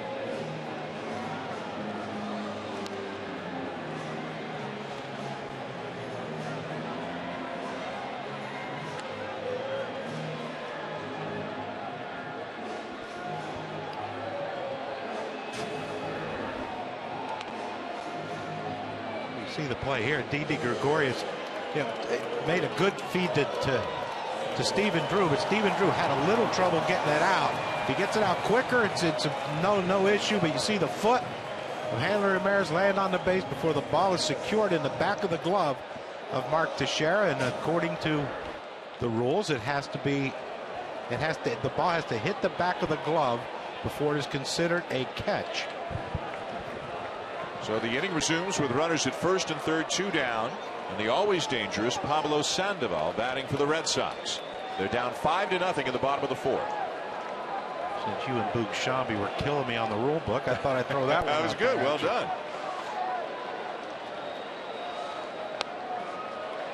Ball 1.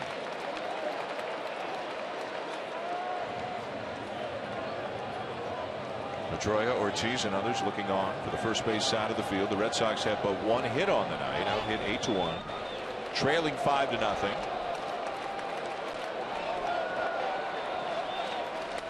Ball 2. Now, Schill, is this to speculate a little bit? There's a base open. It's not first, but there's a base open.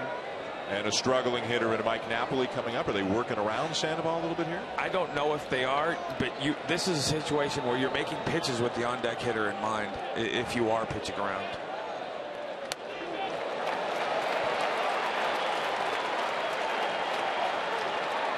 And this is the way you pitch around Pablo Sandoval. It's almost like a full speed intentional walk. You see the pitches by Adam Warner. Not even close to where even Pablo can swing at him.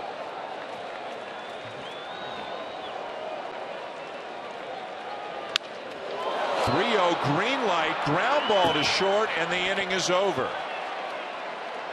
Sandoval frustrated. 5-0 for Warren and the Yankees at the end of 4.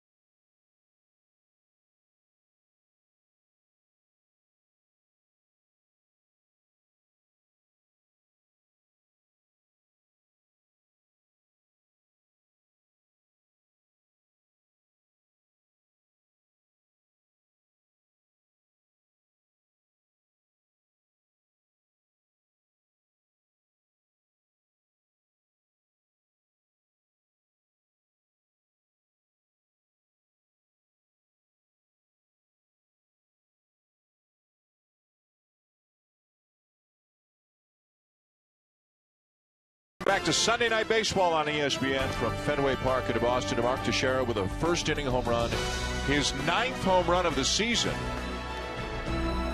As he takes a curveball for a strike here in the 5th. 9 home runs, 20 RBIs now for Teixeira. And of the 17 hits he has now on the season, 14 of them are for extra bases.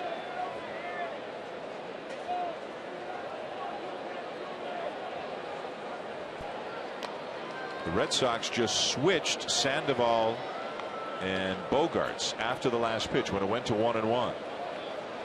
Sandoval was over on the left side of the diamond, Bogarts on the right. When it went to 1-1, they switched.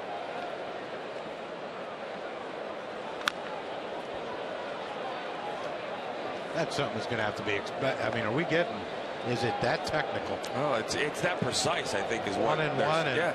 Well, it's 1-1. They know the pitch they're going to throw, and they know where he hits the pitch they're going to throw, but it relies on the pitcher making the pitch. But they shifted so they could throw it around differently. Well, yeah, but the thing is, they switched, but they didn't change where the other was standing. Well, I think that I think what they're doing is they're putting the guy with range, who's Bogarts, in the position where they think the ball's more likely to go. So on the first pitch and the 1-0, it doesn't apply, but on the 1-1 it does? On the first pitch and the 1-0, they're expecting him to pull this ball. But 1-1. 1-1, they were making a pitch to get him to hit the ball up the middle or to the left side of second. Because sometimes you see teams change with 2 strikes, which is a little more easily understood. I guess to switch on a 1-1 pitch is a little more unusual, but aren't they telling the hitter to a certain extent, here's what's coming? But the hitter will, for the most part, hitters are creatures of habit. They do what they do. He's not suddenly going to have a different swing on the pitch than he's always had. I think he just insulted you, but well, no, I'm just really happy I'm not playing nowadays. McCann drives one 400 feet to center field. Betts back to make the catch, 2 down. But Crucky, you hit a certain way. When you're a good hitter, you hit a certain way to get to the big leagues. You don't suddenly change that. You have to adjust and adapt and all those things, but you hit a certain way when you're good. And the spray charts will tell. But I would have never known that, okay, 1-0 I hit this way, and 1-1 I'm going to change and do this. Right, because you use line to line. You were a guy that used the whole field. That makes you different. Okay, so here's Beltran, and they put the shift on again, and they've moved Bogarts over to the other side of the bag, and now at 1-0 they're switching again. Yeah, what you can assume they're telling the hitter is Bogarts is where they think the ball is going to go, or in the area they want the ball to go. So here they did it at 1-0. Right. Or at 0-1, I'm sorry, they did it at 0-1. So again, they're expecting, if the count is not in the hitter's favor, that maybe he's going to hit the ball to the opposite field more. No, I don't think. I think it's the pitch. Well, yes, the count is part of it, but it's the pitcher has to execute this. Is there any chance they're just messing with the hitters? Absolutely.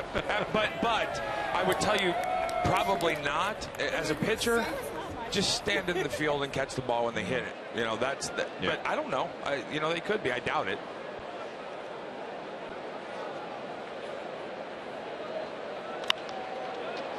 Popped up. Pedroia racing out and won't get there in time. It drops between him and Nava for a base hit.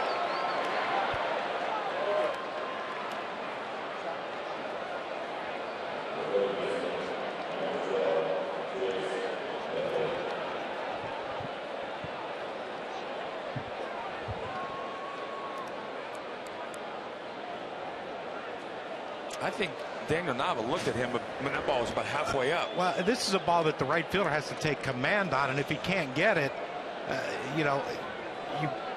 Pedroia, first of all, he was playing Beltran deep, but I mean, that's a play there where the right fielder has to take control of that one. And it's going to signal the end of the night for Joe Kelly. Frustrating night for him. Robbie Ross on his way in from the Red Sox bullpen.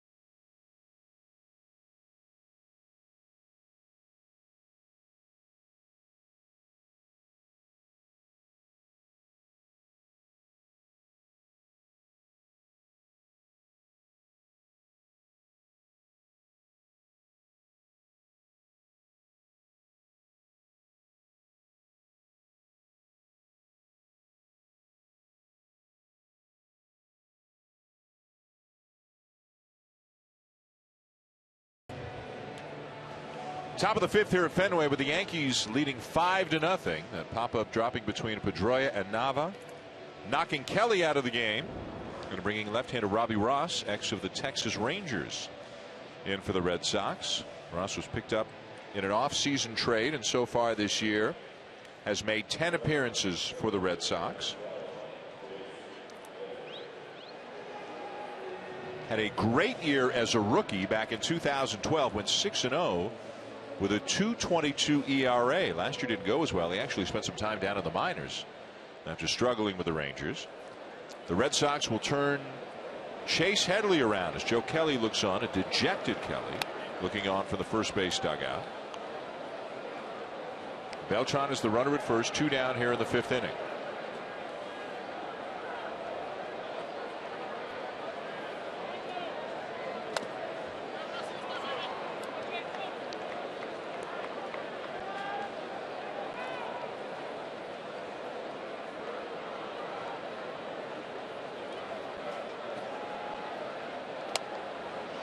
Ball 3.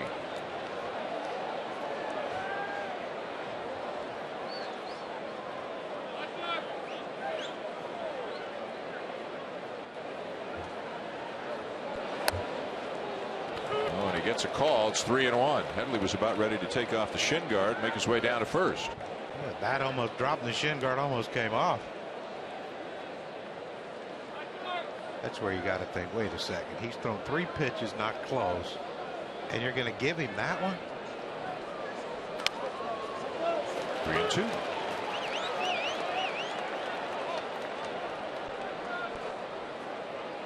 So Beltran will be on the move. Napoli still electing to hold him on. Up the middle and through a base hit. Beltran rounds second, but gets back to the bag and ahead first. Dive, first and second, 2 down. John, when the play first happened, that last hit, I thought Nava looked at Pedroia early, and it became obvious as you watch it why. Yeah, well, yeah, and why he's slowed up and let Pedroia go after it was Pedroia was calling it. I watched Dustin Pedroia. I got it. And once you say I got it, no matter what you hear footsteps wise, you got to keep going. Dustin Pedroia took a peek at Nava, slowed up, and that's why the ball dropped in. If you call it, go get it. And you just hope that your outfielder hears it and stops and you don't have a collision.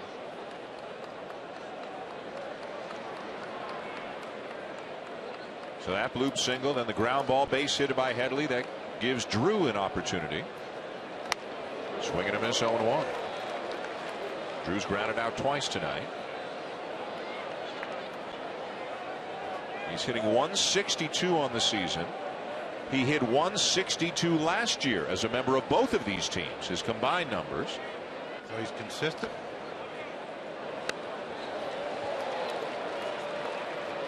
One way of looking at it. Yeah, that's, you know how I am. I always look at things with rose-colored glasses. Always looking on the bright side. You know that. Sunny disposition, and it's something. It's a disposition, that's for sure. Sunny might be strong. 0-2.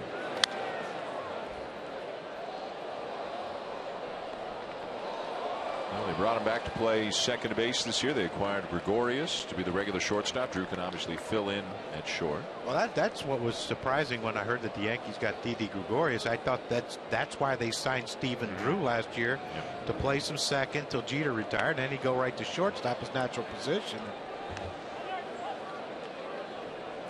I'm wondering, is the theory that you can move a shortstop to second base and he becomes a much better second baseman than a natural second baseman because of playing short? Because Dustin, for example, was a college shortstop.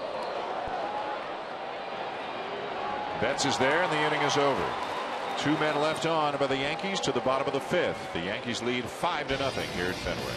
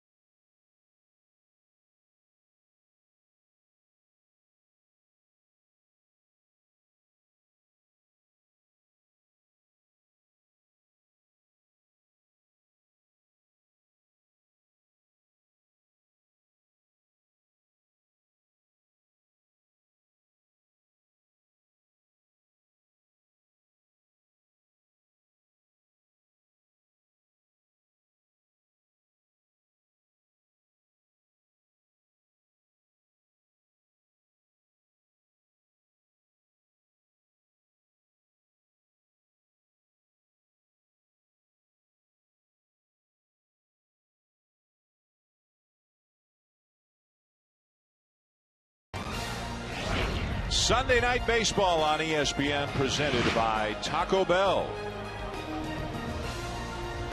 Bottom of the 5th inning at Fenway Park. The Yankees 5 runs, 10 hits, no error. The Red Sox no runs, just 1 hit and 1 error. Mike Napoli will lead off the inning against Adam Warren. Napoli grounded out his first time up. Of the 12 outs that Warren has tonight, 9 of them have been on the ground, 2 strikeouts and 1 pop-up. A bunch of them to shortstop Didi Gregorius. On the appeal, he didn't go. Missed another good miss though, down in the zone, which he's done all night long. That fastball up to Napoli was one of the first balls he's I think tried to get up, which is why you're seeing that breakdown right there. He's pitched the quality for it, and that I keep going back to good and bad misses. This kid has not thrown a pitch for me tonight that was not competitive. Every pitch that's come out of his hand has been a pitch that he could have gotten an out with or set up another pitch with. A little bit high, ball 3. But he's been in the lower half of the zone all night, and he's done it with multiple pitches, which is the challenge. And that's, you know, we talked about how we love Joe Kelly's stuff, but this kid's pitching. And he loses him. Ball 4. Now watch here. These are 3 different pitches for Adam Warren. Look, the ball does not go above that. Fastball's down, and they're at the corner. Little slider running in on a lefty, running down and away from a righty. Now you got the changeup. He gets Pablo to reach out. Everything at the bottom half of the strike zone, and he'll go up every now and then just to keep you, what we used to say, keep you honest. So you can't look all the way down. That's a look at tonight's pitching summary, brought to you by John Deere. A leadoff walk here in the 5th inning, and the batter is Daniel Nava. I tell you what, a leadoff walk to a guy who's struggling with a 5-0 lead in the bottom of the 5th inning can't be too endearing to the old skipper.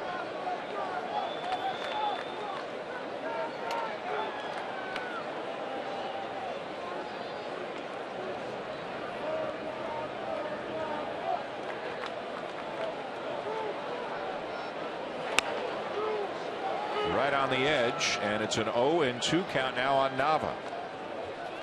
Nava grounded out in his 1 previous at bat tonight. But Crunky, that leadoff walk makes me think of people saying, well, just throw strikes. Yeah, if that easy. Yeah. Everyone would pitch.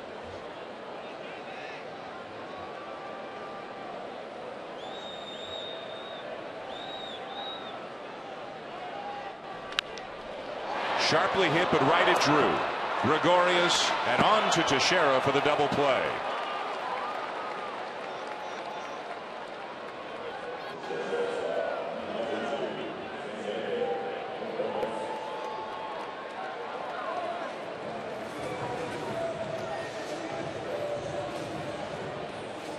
Well, this is what happened. You know, of course, he does walk Mike Napoli lead off the inning, but Adam Warren been pretty good with his pitch count. Like you said, when you know a pitcher's keeping the ball down, defense is on your toes. Stephen Drew right there, perfect hop for him, catch the 360 turn, nice easy throw to Didi Gregorius, who took his time, turned a double play, knowing how much time they had on both ends of that combination.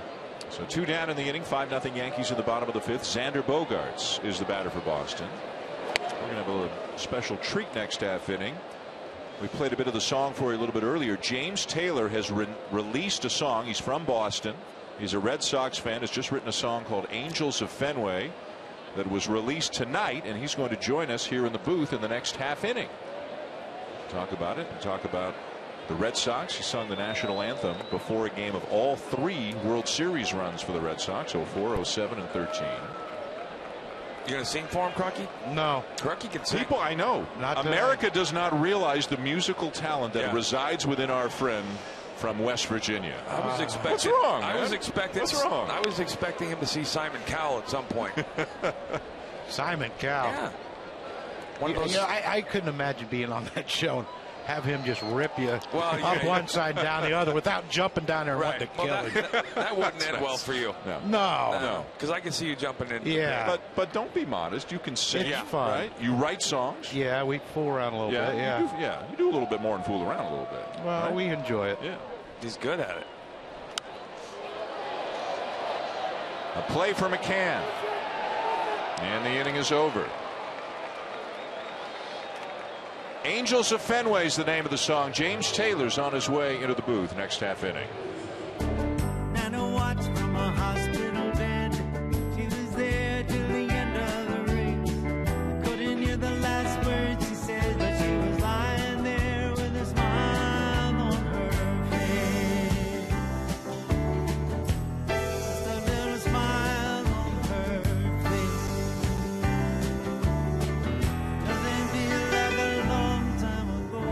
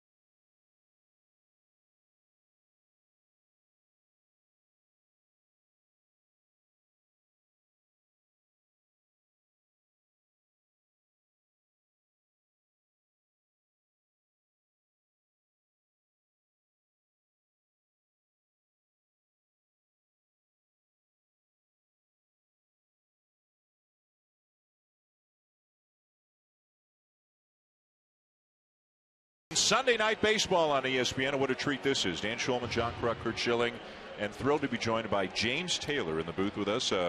Born in Boston, Red Sox fan.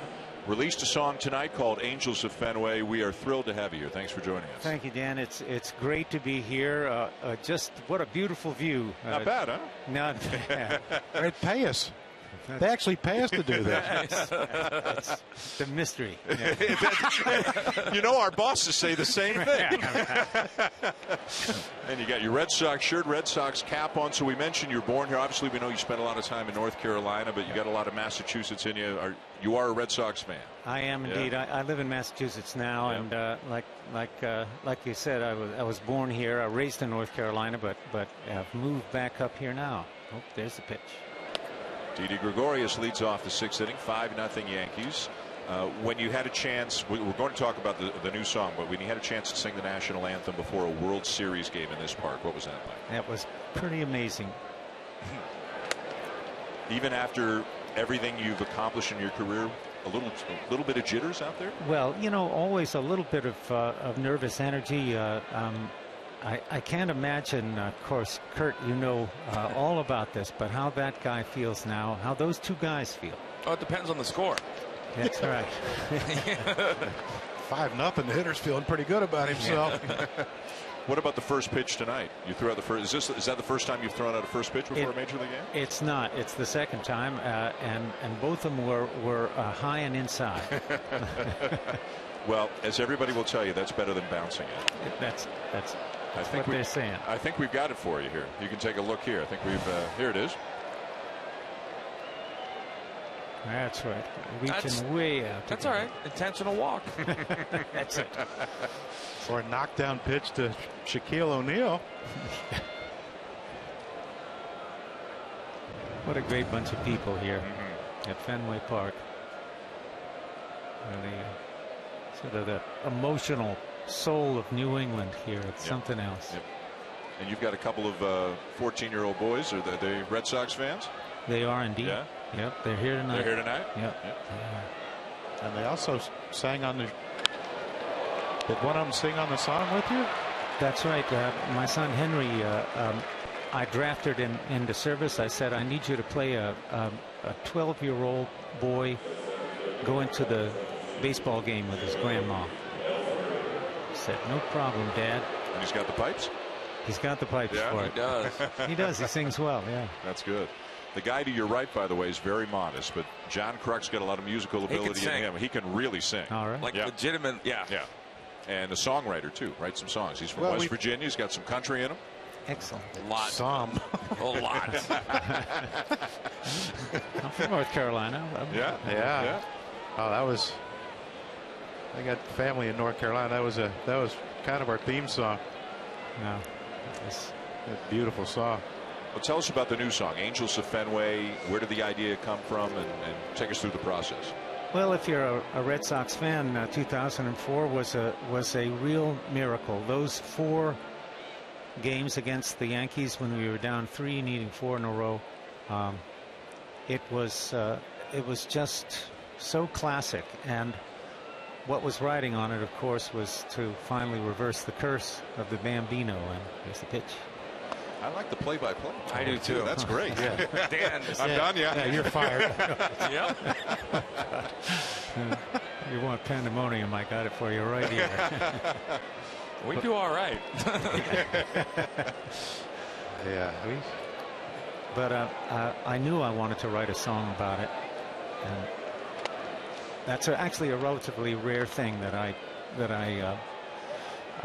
set out to write something. I'm usually just sort of open to whatever comes through and grateful for it. But this time I wanted to, because that was an amazing moment. Waited for generations. And is this a song, did you start writing it closer to 2004 and it was a long... Yeah, I had the music for it and in 2005, and it actually took me a number of years to realize that if I was going to get some lyrics written, I would have to sort of stash myself away somewhere. Where was that? I went down to, well, 2 places actually. I went to Newport in Rhode Island in the off season and borrowed a friend's apartment down there, and it was very quiet and just the right place to be a week at a time. And then after that I went out to Montana and borrowed a friend's apartment in the snow up there, and that was perfect too. So if I want to write a song and get away from my wife at the same time, I can just tell her I'm working on something, and here we go. Works for me. Ellsbury with a base hit. 2 on with a nobody out for the Yankees here in the 6th inning. That's 4 for Ellsbury, isn't it? You're at 4 for 4. That's a bad day. Yep. And now 19 for his last 40 for the former Boston Red Sox star. Is it always music first, lyrics second? It most often is.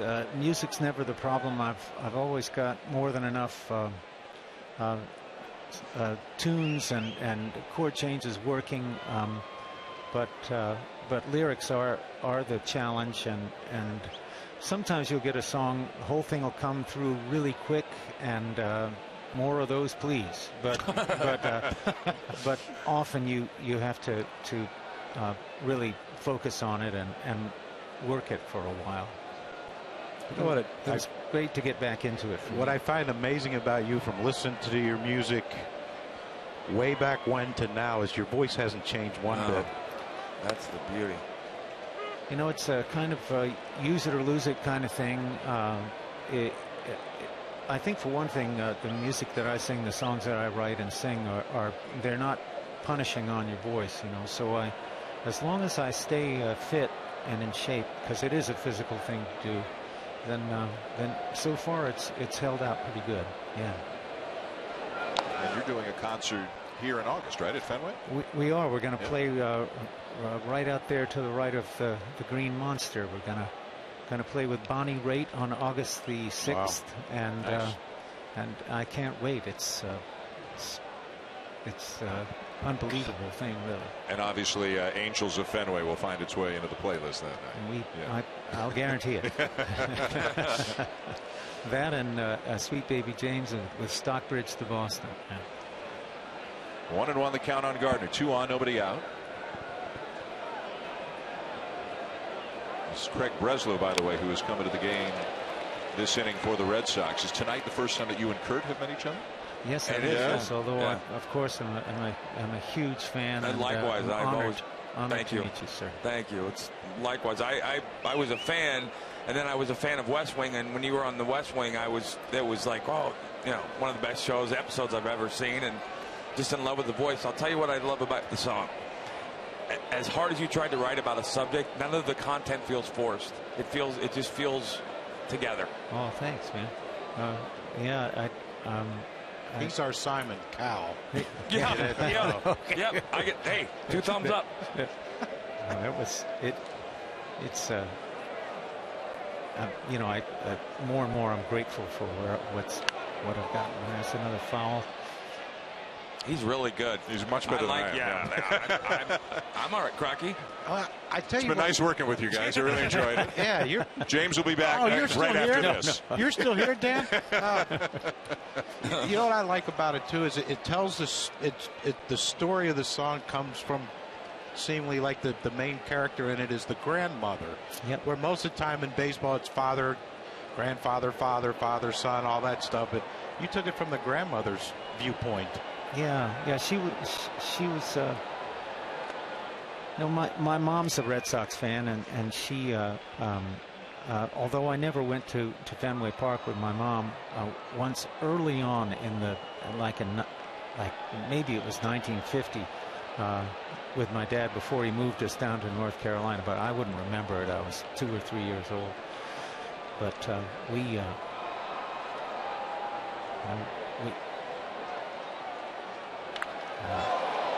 Deep right field.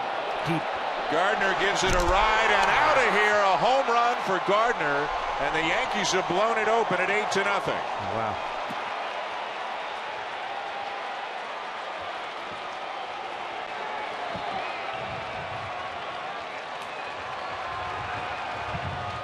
We mentioned at the start of the game that the 2 little guys, top of the order guys, doing what they do, scoring runs. Of course, now with the power of Gardner, but unbelievable. Pitching change for the Red Sox. Unfortunately, for James and Red Sox fans, not going the way they wanted to go tonight. But James, we really appreciate this. Best of luck with the song. We wish you all the best. We're going to listen to Angels of Fenway on our way going to break. All the best. Thanks for joining us. Thanks an awful lot, Dan. It was a pleasure. It was great to visit with you guys. Thank you very much. Mr. Schilling. Thank you, sir. Grandmama keeping hope alive. Watch them winning 004. Oh my God, was beyond belief. Down 3, needing 4 in a row. Holding on by the skin of our teeth, like a hungry dog on a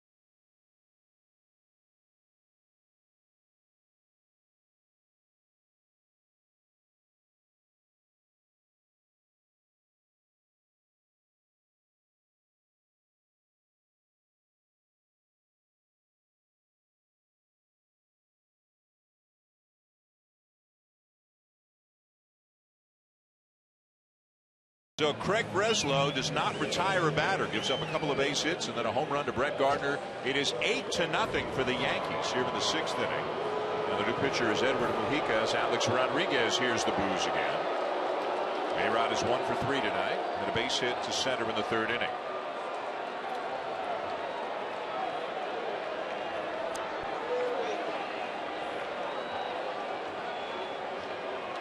Joe Kelly goes 4 2/3 tonight. Gives up 5 runs on 9 hits. Robbie Ross got 1 out. Breslow gives up the 3 runs this inning, and now Mujica to face A-Rod.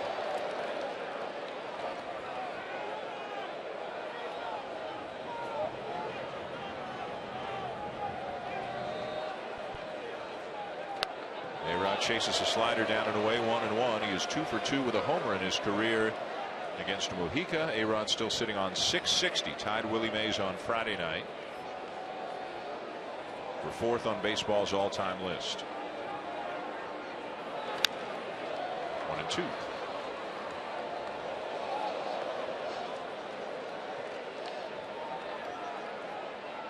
For Gardner, his 2nd home run of the season. So Ellsbury's 4 for 4, has scored a couple of runs. Gardner's hit a 3-run homer. Teixeira's hit a 2-run homer. McCann has had a 2-run double. As A-Rod lifts a fly ball to right center, deep but playable, and Nava runs it down for out number 1. Let's go down to Buster Olney. Hey guys, some late breaking news just came across. The Milwaukee Brewers just announced that they have fired Ron Renicky. He's been relieved of his duties as manager of the Brewers. Brewers, of course, have already started in a period of evaluation. They told other teams they're willing to talk about making deals, but it just came across a second ago. The Brewers announcing that Ron Renicky's been relieved as manager of the Brewers. You know, it seems like so long ago, but heading into, was it late August last year? They were still leading the National League Central. They led that division for 5 months last year. Collapsed in September, never got out of the gate this year. Teixeira grounds out 2 down. Well, we talk all the time about, what do you think about these guys? What do you think about this team, this player? And we're always looking for a sample size. The Brewers clearly believe 4 weeks they're out of it. They're talking about they're out of it. They're going to rebuild. Not often you see a manager fired this early in the season. 2 down in the inning, and the batter was Brian McCann. You remember a week into the season, they're talking about firing Mike Redmond. Down in Miami. Yeah, now even with a loss today, the Marlins have won 9 of their last 11. Yeah. Now he's a candidate for manager of the year. That's how fickle this business is. Fickle. Want me to explain that to you? No, you're good. Kind of proud of you. Sometimes they just show up. In the air to left. And the inning is over, but not before the Yankees get 3 more. All on one swing of Brett Gardner's bat. 8-0 Yankees going to the bottom of the 6th at Fenway.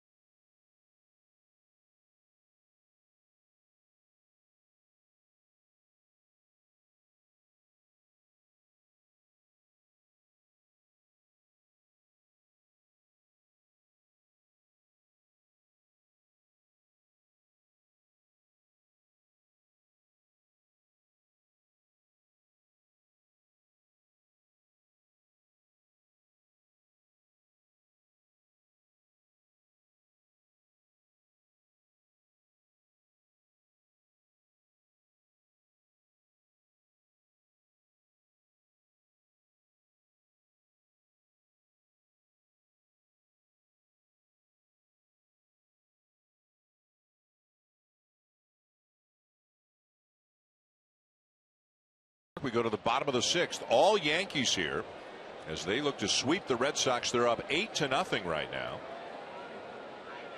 Adam Warren working into the 6th inning. Has allowed just 1 hit tonight. That was a double to Mookie Betts in the 4th.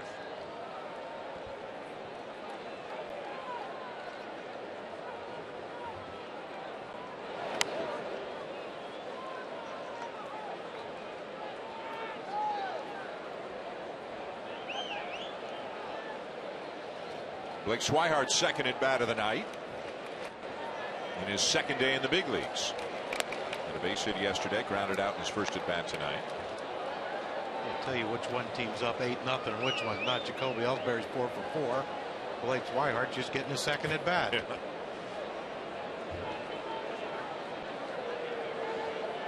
2-1.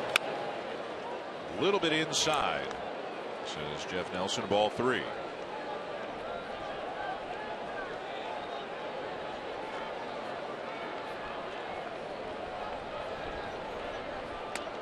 At the knees, a full count.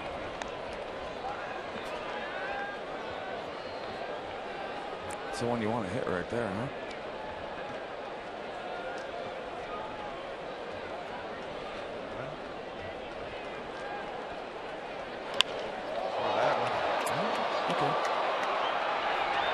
Gardner runs it down. 1 down.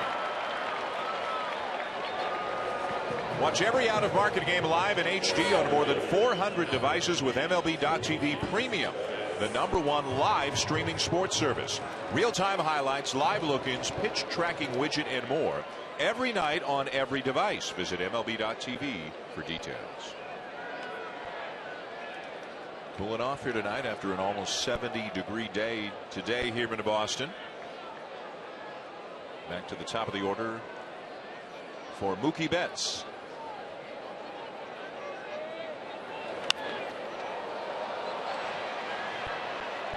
Teixeira with room. 2 down. Let's go down to Buster Olney. Guys, as the Red Sox are looking at what's going on with their pitching, they do have some options in their minor leagues. Guys who are in AAA right now, actually some highly regarded prospect. Henry Owens, according to Keith Law, their #3 prospect. Eduardo Rodriguez is off to a great start in AAA with a 1.82 ERA. Matt Barnes, a lot of rival evaluators think he could be a reliever. And Brian Johnson was someone who really impressed the Red Sox in spring training. Earlier today, he had a really rough outing for AAA Pawtucket. 7 runs in 2 2/3 innings. And you would assume that the Red Sox are at least looking over that Milwaukee roster because, as I mentioned, the Brewers have told other teams they're willing to listen. And then, of course, there's Cole Hamels, whose name has been out there all the time as Pedroia lines one into left field, a base hit. At the deadline last year, I remember talking to Keith and a couple scouts, and they thought of all the trades last year at the deadline, the best player to change hands was Eduardo Rodriguez, the pitcher that they got from the Orioles for Andrew Miller. Well, one of the things you've heard, if you're going out looking for a Hamels type guy, you got to give up obviously some top prospects to do. And the Red Sox, you would imagine, are hesitant to give up a Swihart, a Mookie Betts, somebody like that. And Hamels right now is not pitching as well as Hamels has done over the years. But Boston has enough prospects otherwise, I think, to put a package together if they want to go. But they have to be in contention to make that move. Right. There's David Ortiz.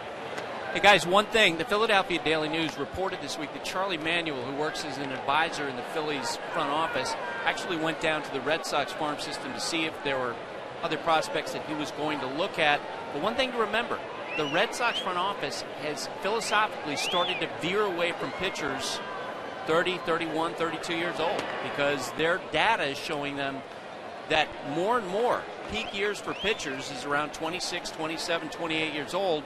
So it's not clear whether or not Cole Hamels would necessarily fit that unless they got him exactly at the prospect price they wanted. Yeah, you would think at some point he'll fit the needs for somebody, though, whether it's the Cardinals, who lost Adam Wainwright, whether it's the Dodgers, who are without Hyunjin Ryu, and now Brandon McCarthy is out for the season.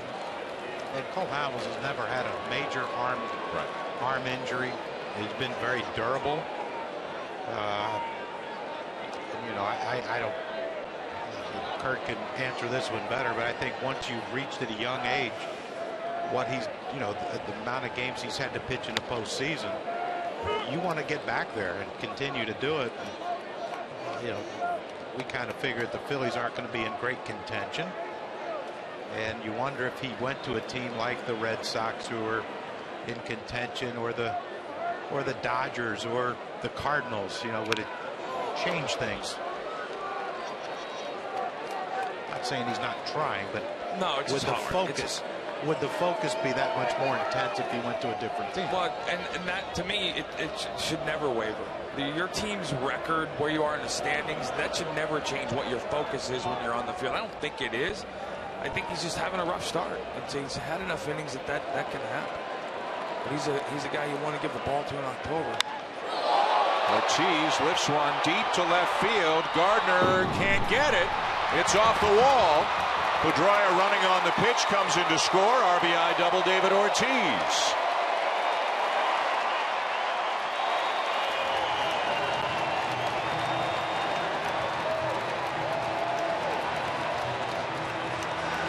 It's an 8-0 Mark Teixeira playing way behind Dustin Pedroia. He takes off, and Adam Warren throws a pitch, wanted it down and away, got it up in the middle of the strike zone, about belt high, but it was still away. But David Ortiz, this isn't the first time he's peppered a ball off that wall. Brett Gardner gave a great effort, but he needed about another 4 or 5 feet of height on him to get that one.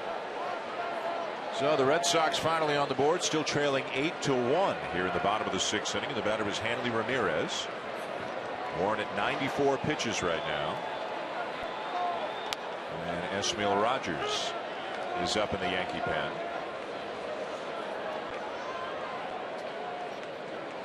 You wonder about the effect that the Betances and Miller, that bullpen, has on a team. 7 runs is a big deficit, but you're not looking at 3.5 innings to get that back. You're looking at 1 or 2 at the most. Warren, once in his big league career, has gone 6 innings. That was in relief back in 2013. As a starter, this is only his 8th major league start, he's never gone 6. His last 2, he's gone 5 2/3. So trying to get through 6 innings of a start for the first time as a big leaguer here tonight.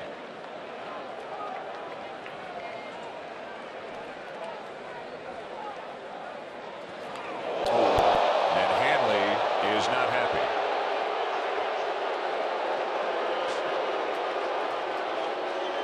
And words exchanged between Ramirez and McCann. And Ramirez really unhappy, just rifled his bat over near the seats.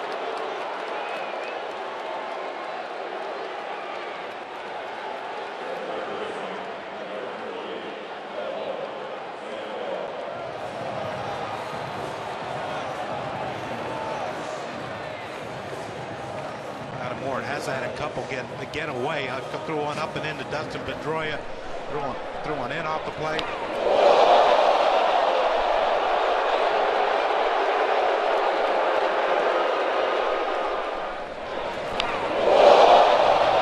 can tell by his reaction he didn't mean to do it. It's 8-1. You're up 7 runs. He's not trying to put a run.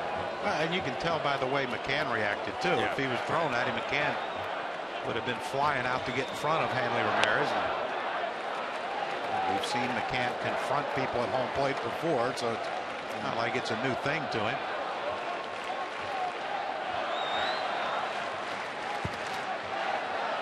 Hanley gesturing into his dugout. I don't know if it was one of those, someone better protect me.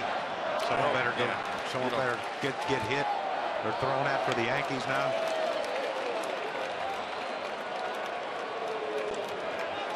I don't think I'm going on the limb here, and I think this is going to be his last hitter if he doesn't finish this inning. Yeah, next pitch is number 100 for Warren. Rogers ready in the pen.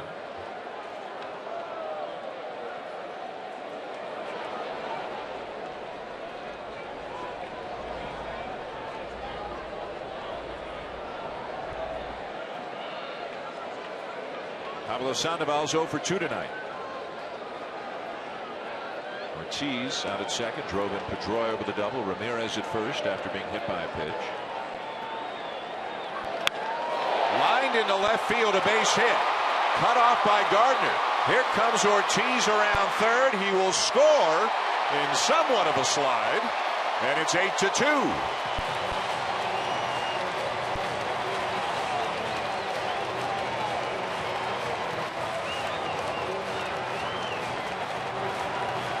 And here comes Joe Girardi, and he's already signaled to the pen.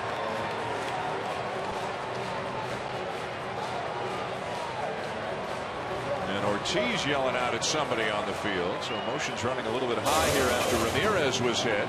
Warren can't get through the sixth, but otherwise pitched very well tonight, in line for a win at the bullpen. Going to bring it home. Rogers coming in for the Yankees.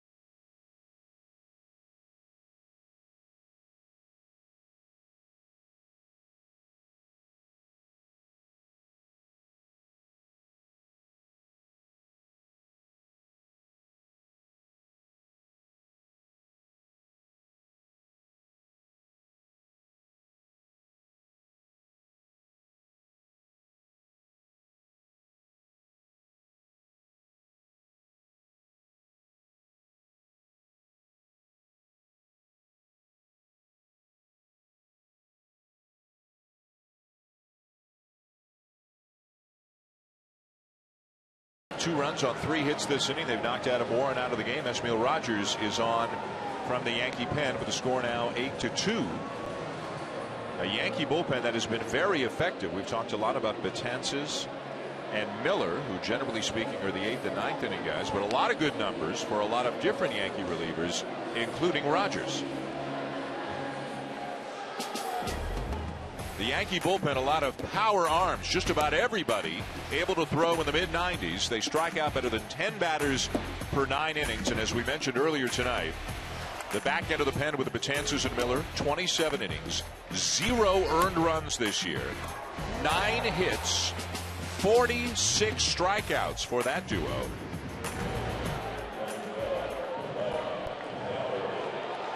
And the overall bullpen numbers are extremely strong. Well, coming into tonight, the Red Sox bullpen had thrown less than, or the starting rotation had thrown less than 10% of the innings after inning 6.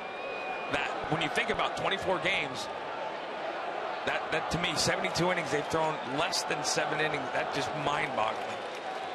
But not atypical, really, for baseball today. No, not right? Well, I think that's still on the extreme, because they're both on pace to throw an enormous amount of innings. One issue both of these teams had is they had a 19-inning game, so that's a lot of extra innings for the bullpens. The Yankees have also had a 13-inning game, so that's one of the reasons why their bullpen innings are high. Here's Napoli. You see his numbers against Rogers. 2 on, 2 out, 2 runs in for the Red Sox here in the 6th. Oh. A towering fly ball to left. Did he get enough? He did. It is a 3-run home run for Mike Napoli.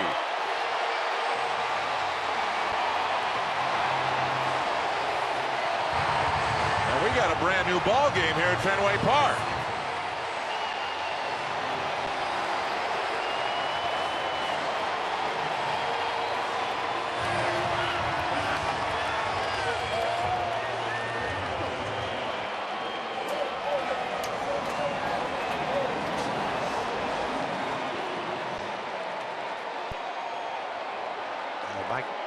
Mike Napoli likes to pitch up in the strike zone, and Esmil Rogers gets one up to his liking above the belt. And you didn't know, he hit it so high, you didn't know if it was going to hit the top of the wall or make it over. Brett Gardner went all the way back and stood and watched, and he thought, okay, it's going to bounce off the wall. Nope, up in the seats. Now we got a game. And now we go back to Andrew Ramirez getting hit, being upset, yelling at Adam Warren, and Saw David Ortiz after he scored. He goes back to the dugout. He's saying something. Just goes to show you, that's why you don't hit anyone on purpose when you have a lead, because you never know. The batter is Daniel Nava.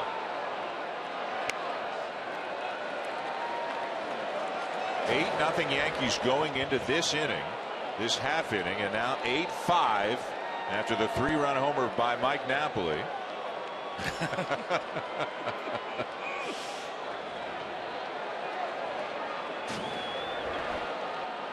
Pedroia, Ortiz, and the rest of them all like it.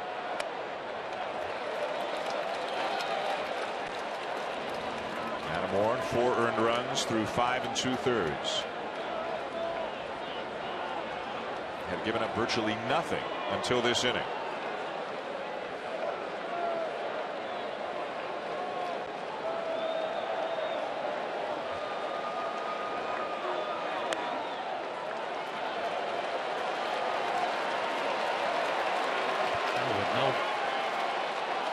Possibly, but chances Joe Girardi's going to try to stay away from him since he's pitched the last couple games. In the last couple games, this could be interesting to see what happens here with Joe Girardi and his bullpen. Swing and a miss and a full count on Nava. Wow, that's a 3-1 swing, and I'm looking back, you're a Red Sox fan. You're kind of glad he didn't make contact. It wouldn't have gone anywhere, falling all over the plate. I mean, there's, Daniel Nava struggling, but the balance, just when you have that tight kind of balance on a 3-1 pitch, there's more to it than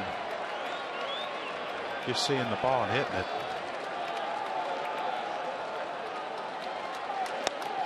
Ball 4. This inning began with 2 outs and nobody on, and the Red Sox have scored 5 runs. A look at what's coming your way on ESPN this week. Monday Night Baseball tomorrow, presented by USAA. It's the Cubs and the Cardinals. The Cardinals with the best record in baseball. 8 o'clock Eastern time tomorrow. The Orioles take on the Mets on Wednesday Night Baseball, and we'll be in Detroit 1 week from tonight as the Tigers host the Kansas City Royals.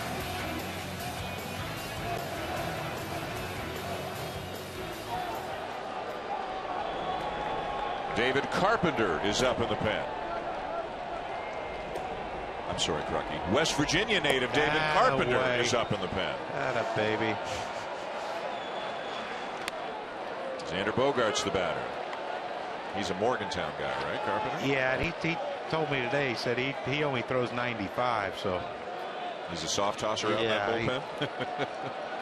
Use him to change speeds.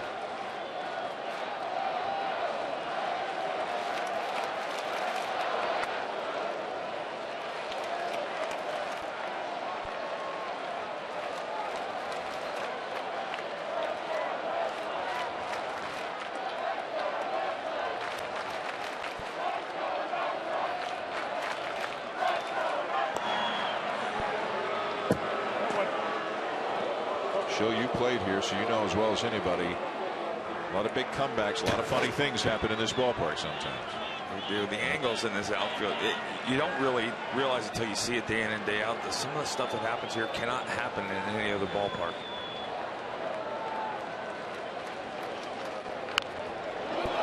This could be trouble. And it is, as Rogers can't pick it cleanly.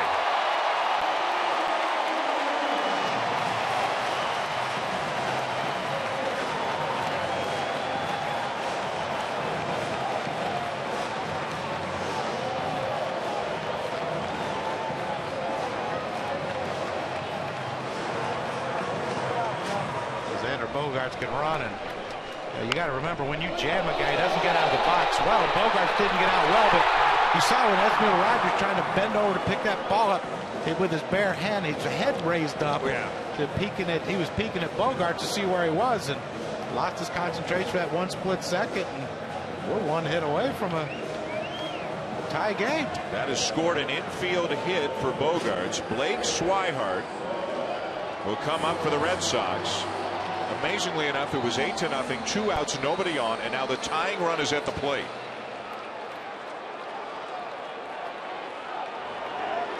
And the Red Sox doing what they have done pretty well so far this year, generating offense with 2 outs.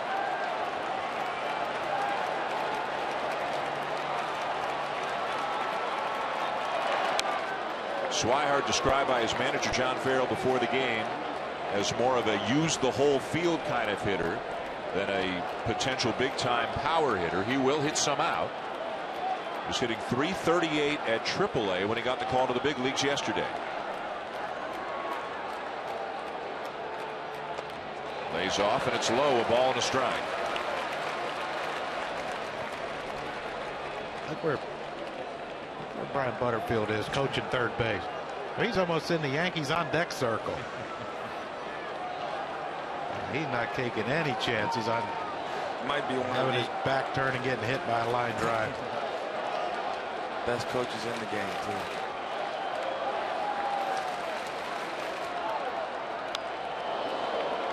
1-2 on Swihart.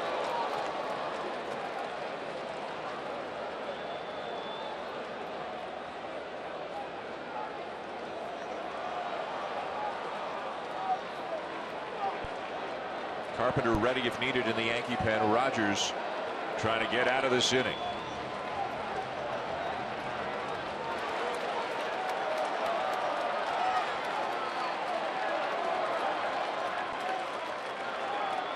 And the pitch. Yes, he did, and the inning is over. But not before Mike Napoli hits a 3-run homer, his second home run of the season, and brings the Red Sox back into it. At the end of 6 here at Fenway, Yankees 8, Red Sox 5.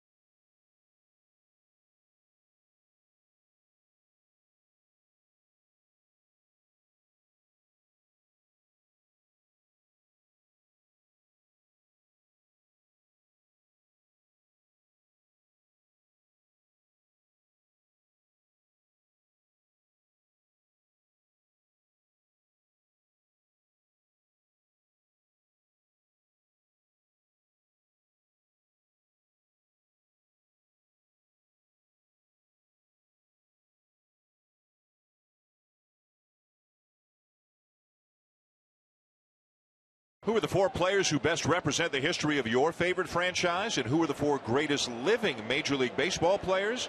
Go to MLB.com/franchise4 to cast your ballots. Winners will be revealed during the All-Star Game July 14th. Voting concludes May 8th.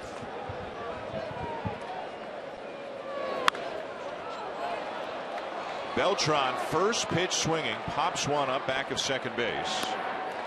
And Bogarts backpedaling to make the catch with a smile on his face for out number 1. Well, MLB putting together a list of the greatest living players, and for the pitchers they have Sandy Koufax, Tom Seaver, and Pedro Martinez, who of course had so many incredible moments right here in this ballpark. And the 5 position players: Willie Mays, Hank Aaron, Johnny Bench, Rickey Henderson, and Barry Bonds. So if you had to pick 4 from those 8, as we set it down for the always highly entertaining segment of the show. Let's go down to field level and let Tim Kirkjian and Buster Olney duke it out. Thanks, Dan. And Tim's had such a problem with this exercise. I'm going to give you two, okay? I'm going to let you have Aaron and Mays. I'll name those for you. Give me your other two. Well, I'm going to take Tom Seaver's number 4. Hey, you're wrong. I've got him as one of the 7 greatest pitchers of all time. Barry Bonds is number 3. After Babe Ruth and Ted Williams, he's the greatest hitter of all time in my mind. Hank Aaron's number 2. Willie Mays is number 1, and there's no doubt Willie Mays is number 1. When he came into the league, Buster, in 51, he was the greatest combination of speed, power, defense we've ever seen. And I think to this day, he still is. How do you win baseball games? You score the most runs, right? Right. Notice you didn't have Ricky Henderson on there. He only scored more runs than any other player in history. 3,055 hits, 2,190 walks, more steals than anybody else, Gold Glove outfielder. I can't believe you didn't have him among your 4. Yeah, I'm well aware of his records, Buster, but I had to take 4, so I decided I'd take a pitcher in that group, and I think Tom Seaver is very representative. Ricky Henderson's one of the 15 greatest players of all time. He's the greatest leadoff guy ever. When you start thinking about the greatest left fielders ever, you got Ted Williams, Barry Bonds, and Ricky Henderson in some sort of order. I'm not arguing with Ricky Henderson, believe me. Well, Dan, we've established Tim is wrong again. Back to you. See, this is an unfair exercise because Buster gets to open the conversation and close the conversation. We looked at this list this morning as Headley strikes out 2 down. And again, this is a list put together by Major League Baseball. So and there's no right or wrong here. You can argue this for hours on end. Shouldn't Ken Griffey Jr. be on the 8? Or something? On the 8? Yeah, not the 4. I mean, not the 4? No. Who are your 4? Aaron, Mays, Bonds, and Henderson. I have a separate list for pitchers. I don't think any list without RJ on it. What? RJ, Maddox? Yeah, Maddox. I mean, Maddox only won, 52 500 Cy Young? And 700 games. So they had Koufax, Seaver, Pedro. And Pedro, right. Yeah. But I think Ricky Henderson's one of the 5 best players in modern disintegration. I might be in top 3 when you look at his numbers. He did what you do. He got on base. And he could hit 30 homers. Shell, you're my best friend. This week. Until he calls you out for something else next week. Yeah, I get to call Tim the idiot this week. Well, he picked the pitcher, though. I know. But he's confused.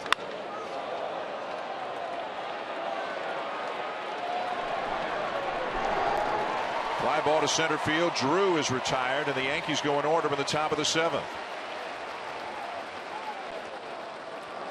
It was once an 8-0 lead for the Yankees. The Red Sox will come up at the bottom of the 7th, trailing 8-5. But before we come back for more baseball action, 7th inning stretch at Fenway. The guy who was with us in the booth an inning ago, James Taylor, born in Boston, Red Sox fan.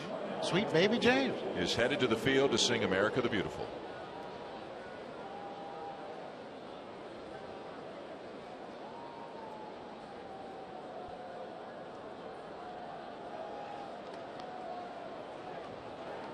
And now, before Josh Cantor leads us in the singing of Take Me Out to the Ball Game on the Fenway organ, we ask you to please rise.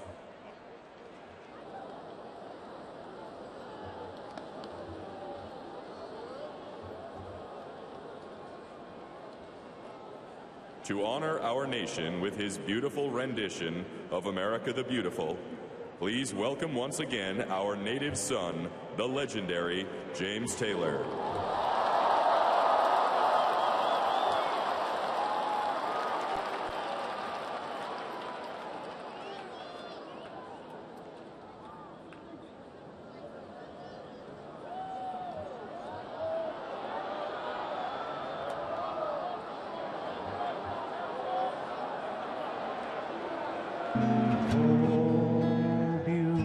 Beautiful for spacious skies.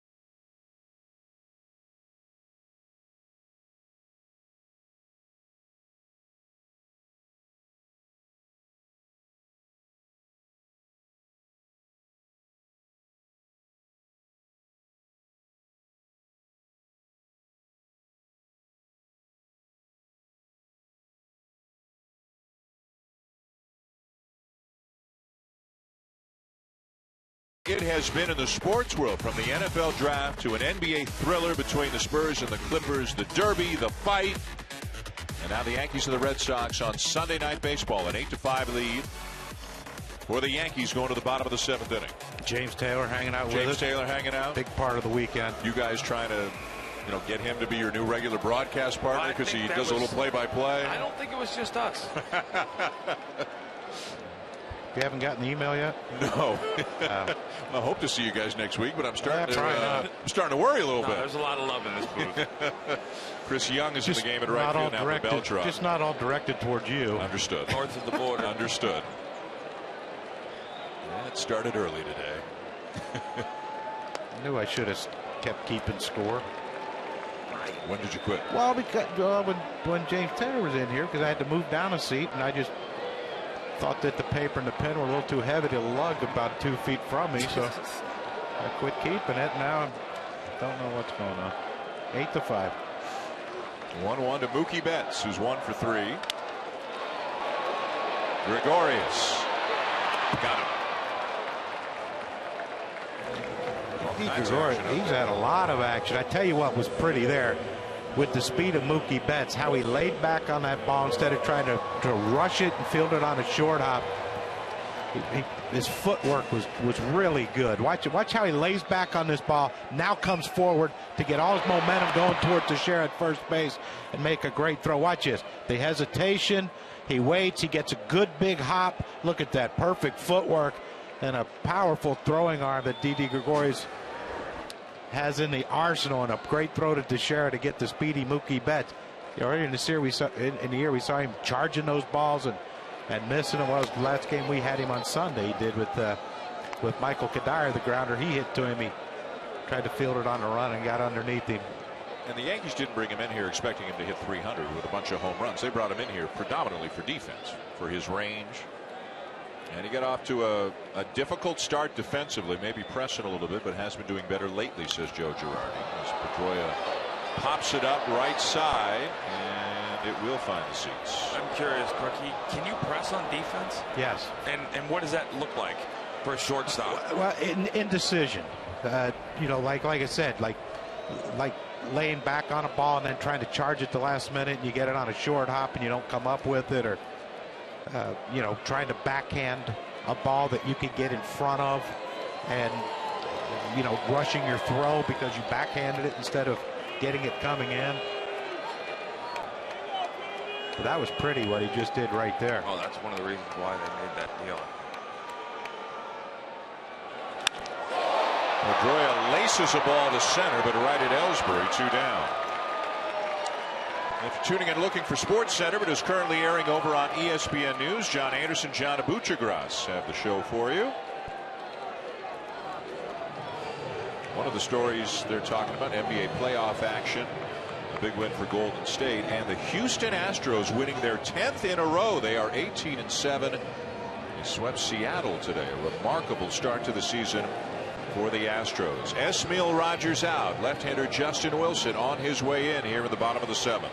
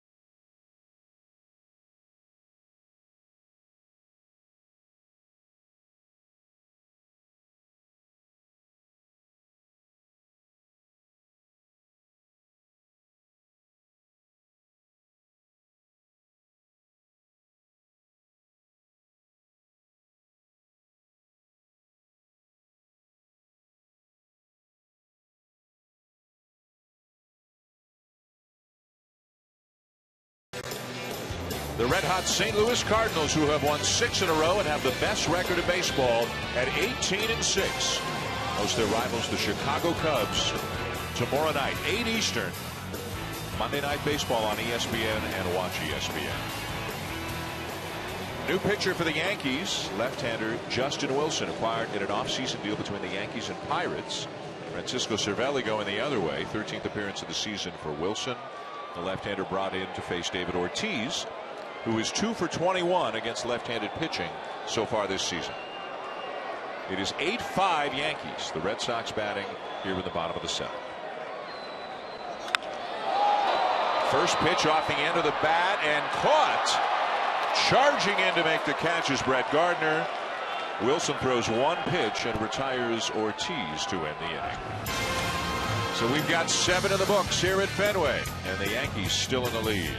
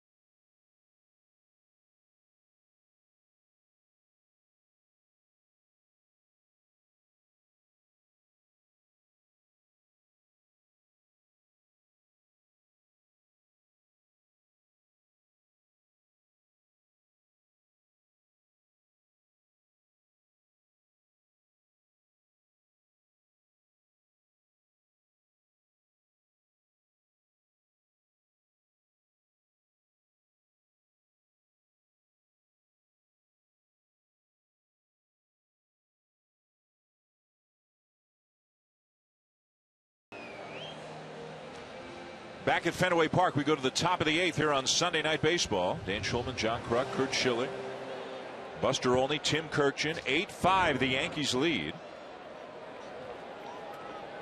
Number 9 hitter Didi Gregorius will lead it off for the Yankees. Then Jacoby Ellsbury and Brett Gardner. Ellsbury, by the way, is 4 for 4 tonight.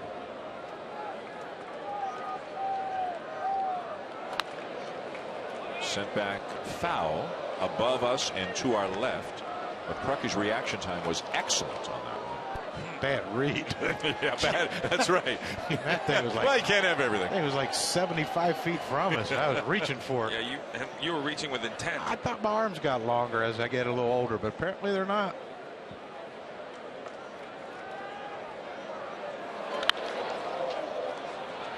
Shallow right center. Betts is there.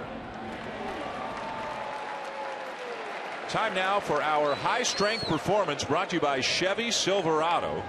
And Jacoby Ellsbury is 4 for 4 on the night. Hitting some tough pitches. Little check swing base hit into left field earlier.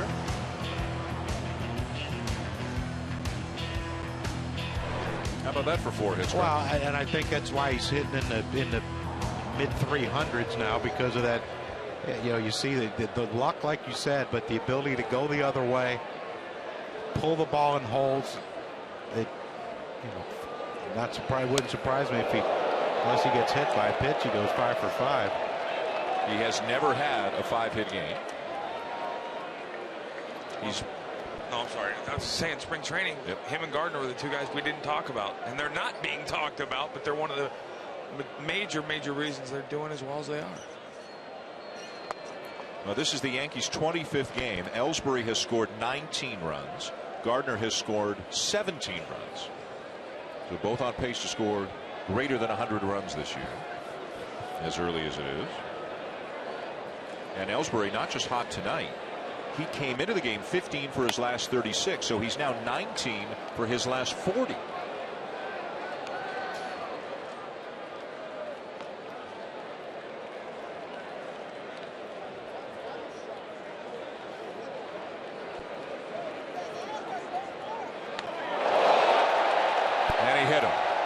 Warnings issued. Doesn't get more intentional than that. Yeah, and clearly in response to Hanley Ramirez getting hit earlier. And home plate umpire Jeff Nelson is telling the Yankees, you stay in your dugout. I think that's CeCe Sabathia who's come out. Yeah, it is. And Joe Girardi is going to send CeCe back into the dugout. So he threw a couple of inside pitches earlier in that at bat and then hit him with the 3-0. Yeah, this is something that you won't forget as a Yankee. And they play more times, of course, the way the schedules are put together, but you watch a sequence of the pitches to Jacoby Ellsbury, and the first pitch up and in, that was the one that they wanted to hit you with. Now you go away to set up coming back in, and that's what the dangerous part is. When you bait a guy by throwing away, try to get him to come back in. That's not why you don't throw away to bait him. You throw away to avoid a 7-game suspension, because now you can say I was working in and out and I tried, the ball got away from me a little bit in. When well, you throw that's the way you see it. Right. The way the hitter sees it is like he threw away right there, so he knew he was coming back in to try to get me to dive. But let me ask you guys, did it warrant retaliation? Because both of you said, and I agree with you 100%, the other one was completely unintentional. What really escalated the situation was perhaps the reaction of Hanley Ramirez. You're right, but the one thing is, it doesn't matter what we think. It only matters with the 24 guys you suit up with. Yeah. If they think it was intentional, then that's all that matters.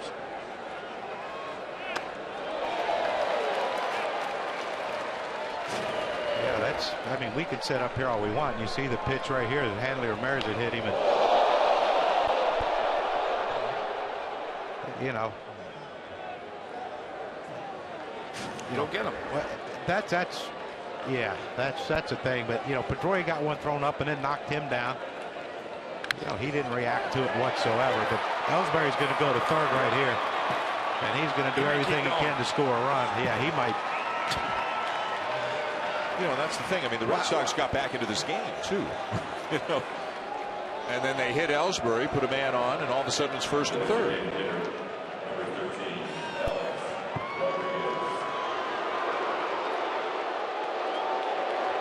And John Farrell's on his way to the mound, and there's the call.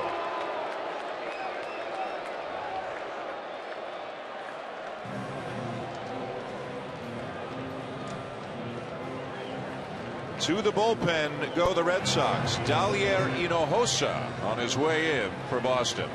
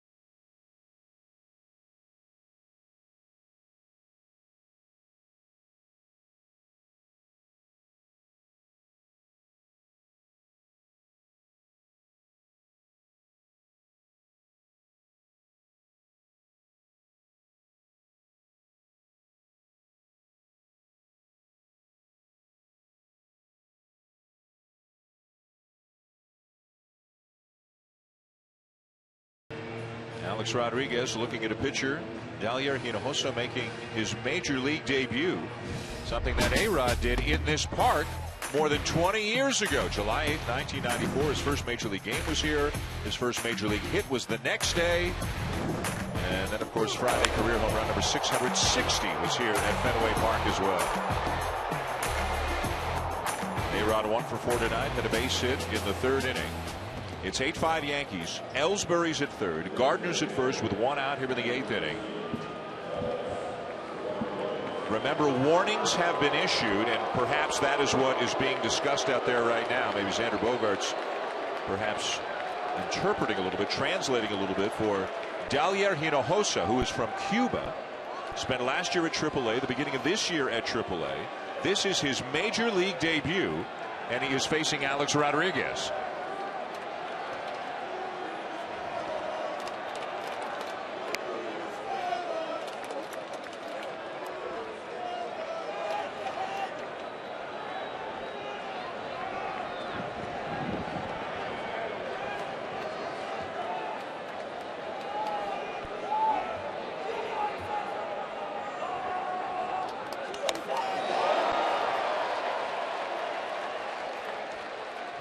The count on A-Rod.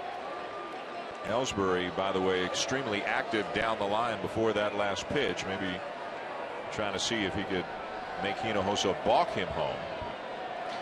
First appearance in the big leagues, and even though he's probably pitched in a lot of baseball games, it's still not the big leagues, and there's some nerves.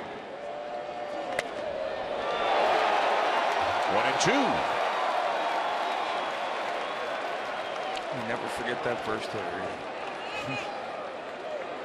Yeah, go out here and get the guy who just hit 660 the other night. Welcome to the big leagues. And he strikes him out.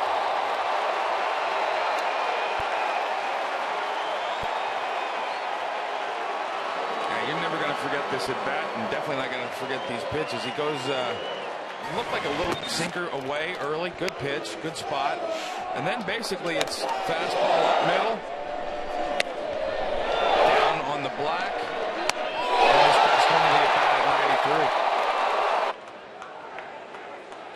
93. Threw a couple hittable pitches well, I think to Alex right there, but then not seeing him, not knowing him. And I also, his fastball looks like one of those guys that throws 92, but it gets on you at 95. Yeah. So 2 down, and here's Teixeira.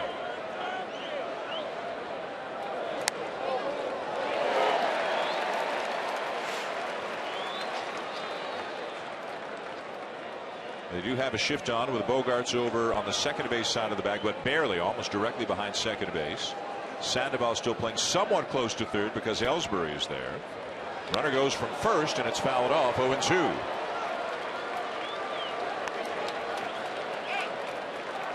Gardner and Ellsbury, a huge part of the story for the Yankees tonight.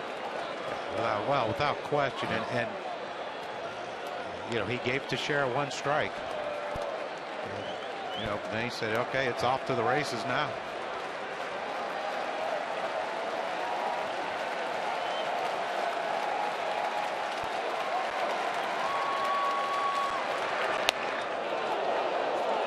Down and in.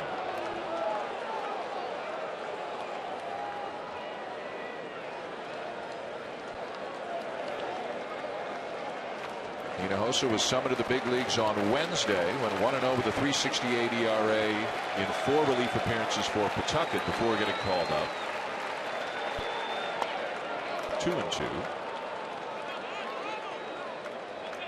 Does he have another pitch? Well, here's the problem. And he doesn't throw hard enough to be a thrower. If you throw 100, if you're enrolled as Chapman, okay. If you're 97, 98, you can get away with it in the pen. He's 92, 93, 94 with the mechanics of a guy that throws 105. Because they're probably just amped up.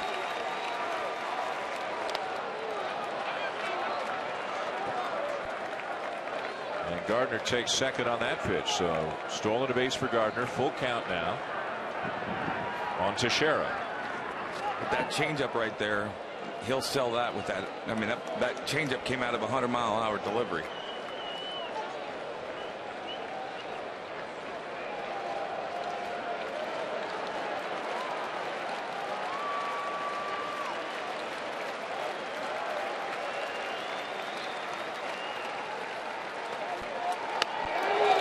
just inside, and the bases are loaded.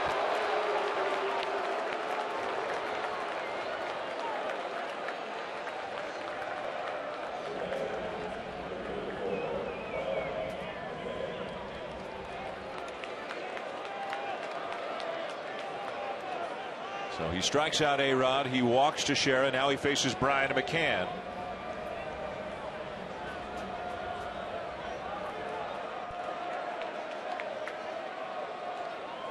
10 career grand slams for McCann. Ooh.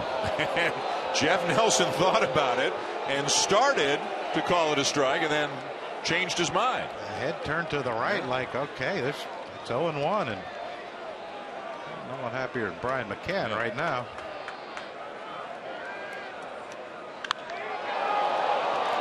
High in the air to right field, but playable for Nava. And the inning is over. To the bottom of the 8th, after the Yankees leave them loaded, Hanley Ramirez will lead it off for the Red Sox.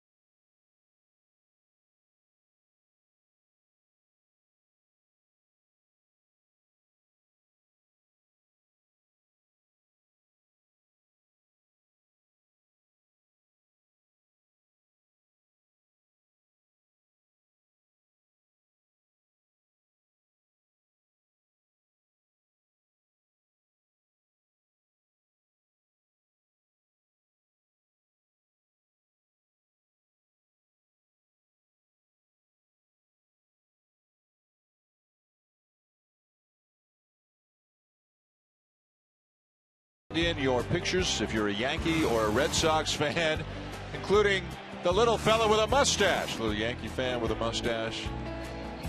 Hashtag rep my team. Thanks to everybody who sent in pics tonight. We go to the bottom of the 8th at Fenway Park. Sunday night baseball on ESPN. It is an 8-5 lead for the Yankees over the Red Sox. Hanley Ramirez will lead it off. Justin Wilson's on the mound.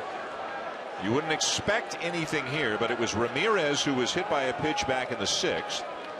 That certainly seemed to lead to Ellsbury eventually getting hit by a pitch. Warnings were issued after Ellsbury was hit. And now here's Ramirez to lead off the bottom of the 8th. There will be nothing. They can't. Yeah, well, you know, both teams have been warned. It's, you know, the last thing you want is to get Wilson some, you know, suspension and. And a strike, 1-1. David Carpenter's up again in the Yankee pen. Well, as a pitcher, coming in early to get him a little agitated is the first thing I try and do. Because then they get, you know, worked up.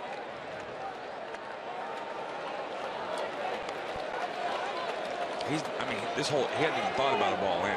Hanley. No. As a pitcher, you can't have that.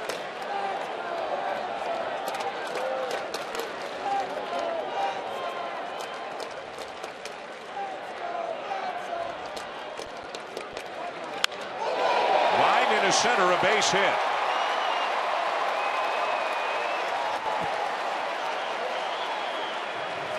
If you don't have a hitter like Hanley Ramirez, more concerned about the inside half of the plate, Grucky, you're done. You better hope he hits that someone. And right there, you almost hit it at Wilson's head. But I mean, there's a leg kick by Hanley Ramirez. Just the unbelievable quick hips that he has, and stays. To have those hips fly out like that, but then keep the front shoulder locked in, and that's why he hits for a high average, and he has unbelievable power. If you're just joining us, you may be wondering why Dellin Betances is not in the game for the Yankees. As we mentioned earlier, Joe Girardi told us before the game, because Betances had pitched the last couple of days, he wanted to stay away from him if he could. Does not like pitching relievers 3 days in a row, especially early in the season. Wants to save as much as he can with them for later in the season. So that's why Wilson is in. Carpenter is up. Miller will work the ninth if it's a save situation for the Yankees, but there is no Betances in this game right now. Well, I think Carpenter's up. Hanley gets on okay. It's a concern, but Pablo Sandoval, without question, a much better left-handed hitter than right. So you leave Wilson in to face him, and then Carpenter will probably come in to go after Napoli. Nava, of course, a switch hitter, but batting left-handed mainly, in Xander Bogaerts. Sandoval just 2 for 21 batting for the right side this year.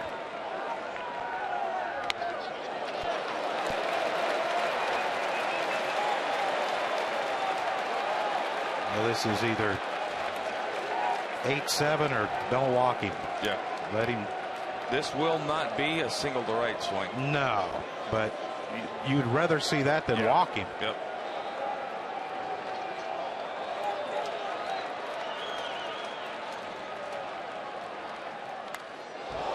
Big cut by the Panda, and he fouls it back, a full count.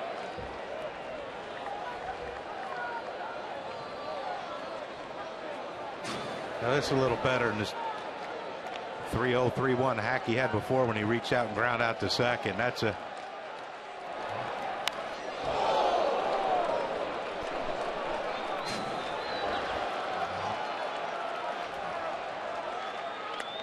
Oh, strike 3 called, and Sandoval knew it.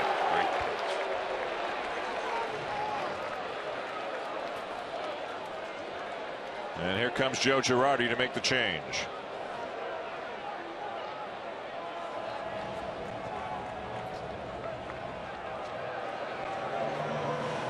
Well, look at him move like this ball almost hits him.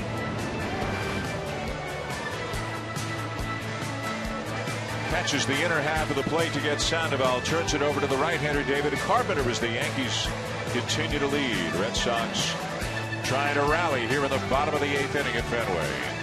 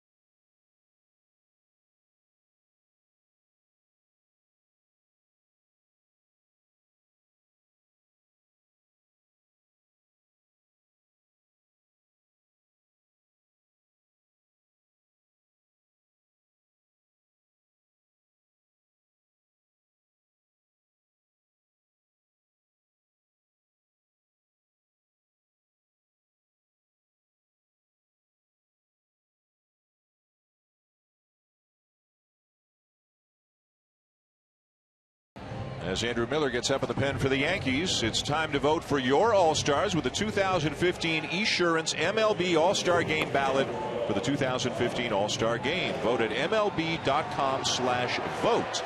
Catch all of the excitement of the 86th MLB All-Star Game on July the 14th. Mike Napoli in the box for the Red Sox, and it was Napoli's home run earlier tonight, Crucky, that really made this one a closer game. Yeah, you got to pitch middle in from Esmiel Rogers, and you know, at a time when there was a little bit of tension going on, and you know, they got a couple guys on base. And you thought, okay, now we got us a ball game, but things have kind of settled down a little bit as far as Yankees bullpen goes. Ground ball to short.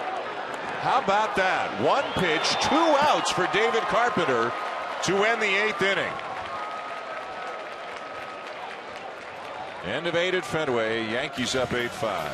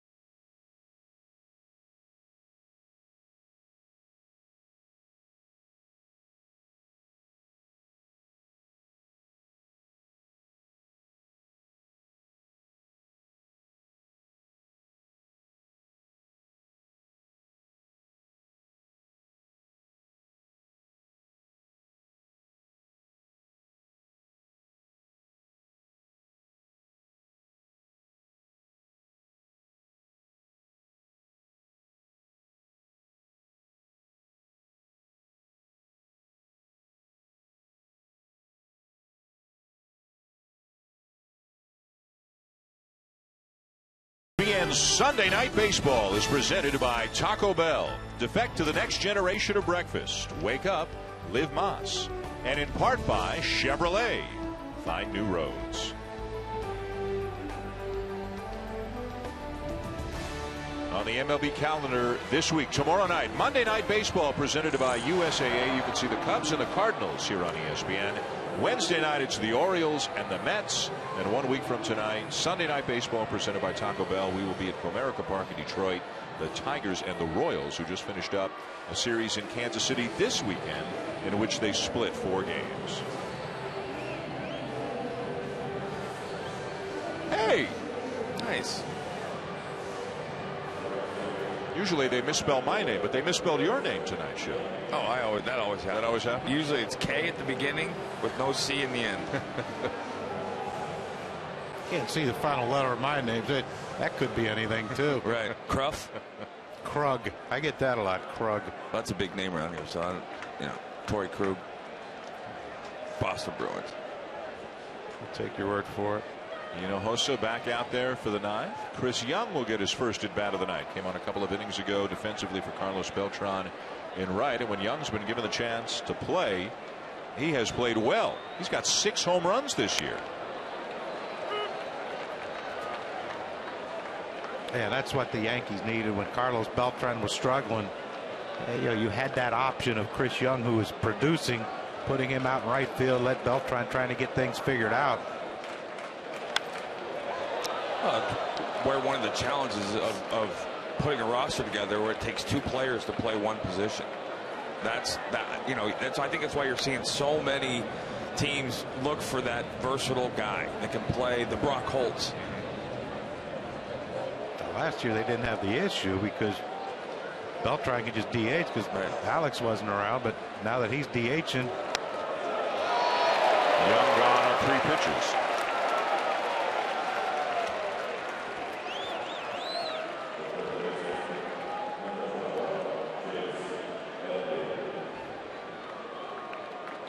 Second strikeout tonight for Hinojosa, who struck out Alex Rodriguez, the first batter he ever faced in the majors. Now it's Chase Headley.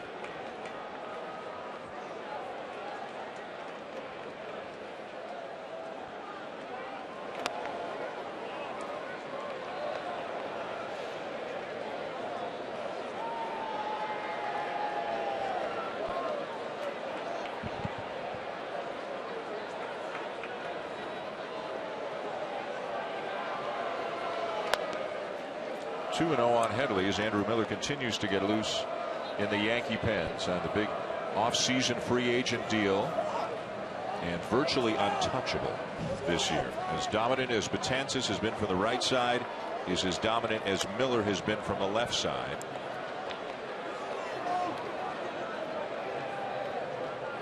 And Joe Girardi, here they go switching on the shift again. I think they're just trying to get Panda some cardio. Could be. Bad idea. Not a bad way to disguise it.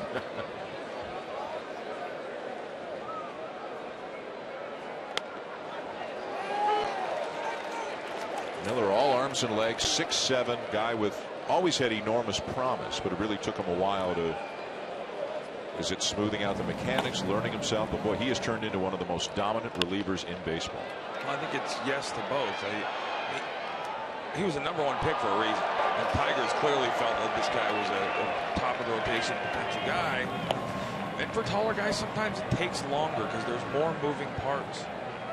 Randy, I know talking to Randy Johnson about it, it took him years because he was tall and he did create so much leverage and so much power and energy. And that hit Headley. And yes, warnings have been given, but that was deemed unintentional. And warnings being issued does not mean that the pitcher and the manager automatically get thrown out if somebody gets hit. It means if the umpire thinks it's intentional, then it's automatic that the pitcher and the that's a uniform. That's a uniform skimmer right there. If that thing hits Headley pretty flush in the back, then you might see a different reaction by the umpire. But I can tell. I asked a couple umpires when that rule changed. They hate it. They hate having to judge intent. And you can tell by the way they've called some of those things that they don't. Yeah. They don't see it. They can't.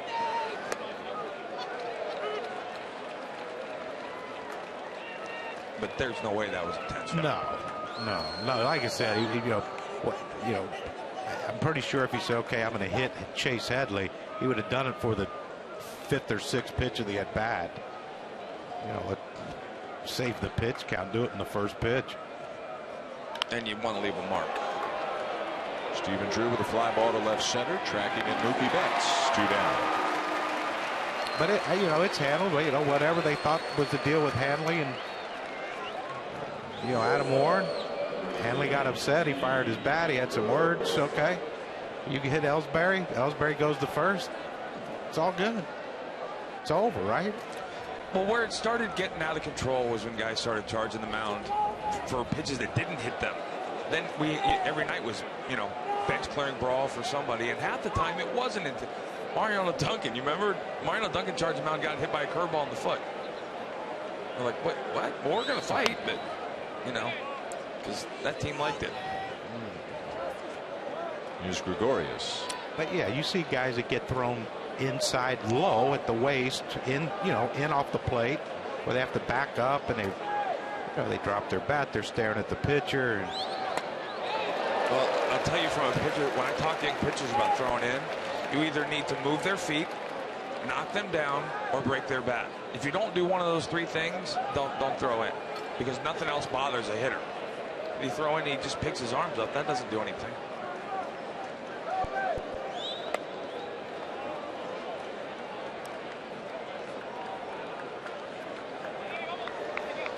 Yankees got going early in this one. 2 runs in the first on a home run by Mark Teixeira, extended it to a 5-0 lead in the third, and then up to 8-0 in the sixth on a home run by Brett Gardner.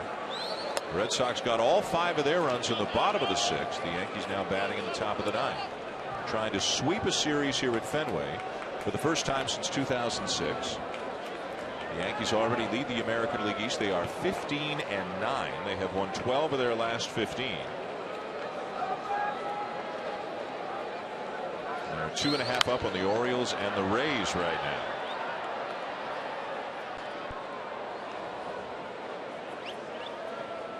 Yeah, getting back to the throwing, it wasn't like either one of them got thrown up and in, Ellsbury or Hanley Ramirez. They didn't get thrown up and in. Balls got away. And put it this way, it's easier for a righty to hit a righty than it is a righty to hit a lefty. Just saying. Runner will be on the move. And it's fouled back by Gregorius. I just found if you aimed at the right place, it was easy to hit both. Yeah, but you could tell if you're a hitter. Yep. You know, if you're a hitter, you get hit lefty or righty. You're not sure. Okay, was he or wasn't he? But you know, if a lefty crossfires one in there and hits you in the back, there's a pretty good chance there was some intent there. I think we should take you, Danny, and put you in a cage, and we can do a demo. We'll show you unintentional versus intentional. There's ball 4. Great at that. Trying to have James Taylor replace me as play-by-play announcer. Now you got me in the cage getting hit. We didn't want you to get fired. We felt bad talking between innings about wanting to get you fired, so we figured, well, we'll just try to hurt you.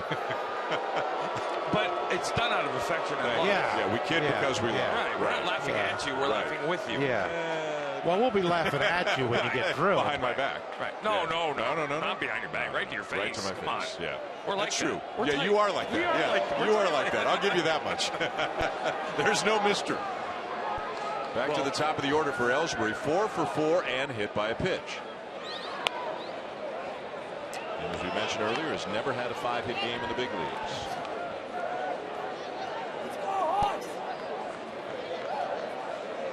That's generally how we are with guys from Moose Jaw. Tell you what, after getting hit by a pitch and what he thought was intentional, a lot of us thought was intentional. I'm sure he's pretty, 8 to 5 yard. He got 4 hits. There's not an ounce of doubt about that. That was 100%, and everybody knew it. But this is one of those things where he wants to get this 5th hit.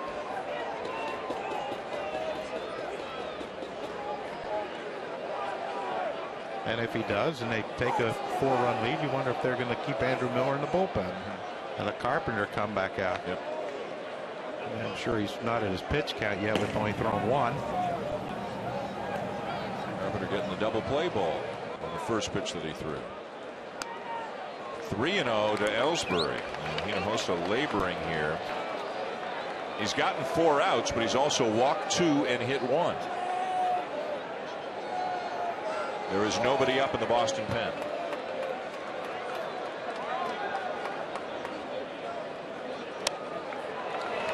And the bases are loaded.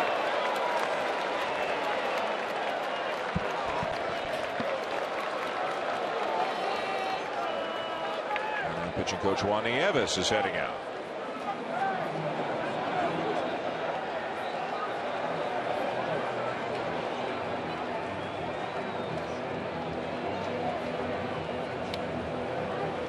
Gardner has a chance to add on to some pretty good day.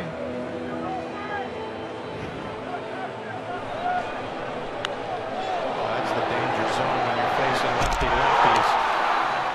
Gardner will give a little against a lefty, but he stands so close to the plate that he could still get to the outside pitch. But if you throw it in, all he has to do is continue to keep going. The little pull off and just keep going. You see that pitch in and let it fly, and it's easy to keep it fair that way too. So they're loaded. Headley at third, Gregorius at second, Ellsbury at first as the Yankees try to add a little insurance here in the top of the 9th inning.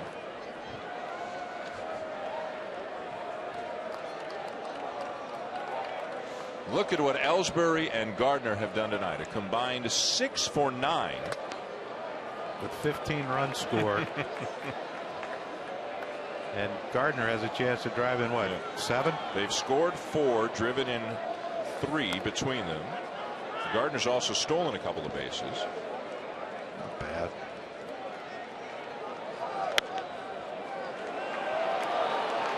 Getting lonely out there right now for Hinojosa. Now it looks like the Red Sox are going to scramble a bit and get somebody up just in case he just can't get that 3rd out. Well, when you're putting that much work on your pen, this is the kind of game where you're just praying you can get 3 extra outs from somebody. Yep.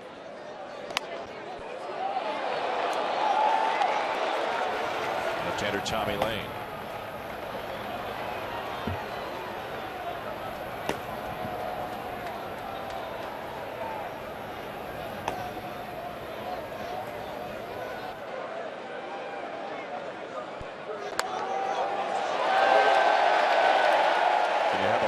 Cheer at Fenway.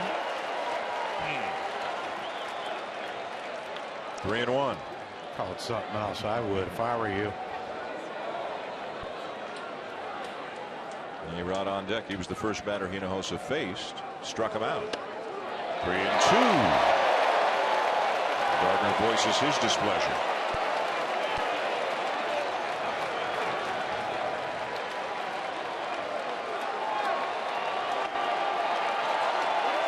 So bases loaded, 2 down, full count. Runners will be on the move.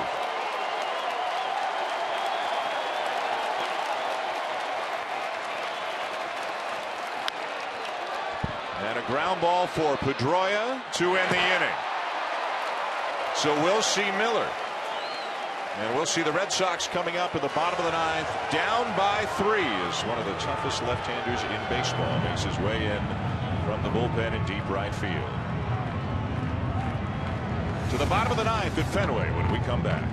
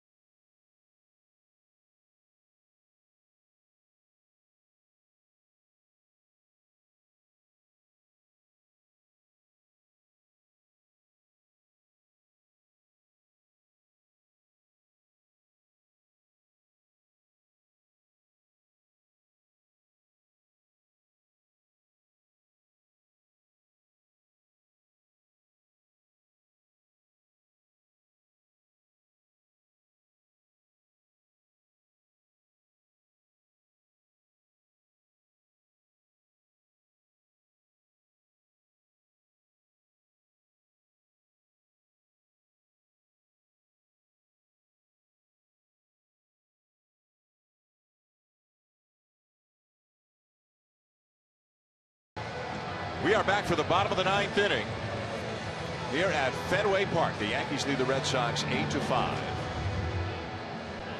The new pitcher for the Yankees, left-hander Andrew Miller. Look at these numbers.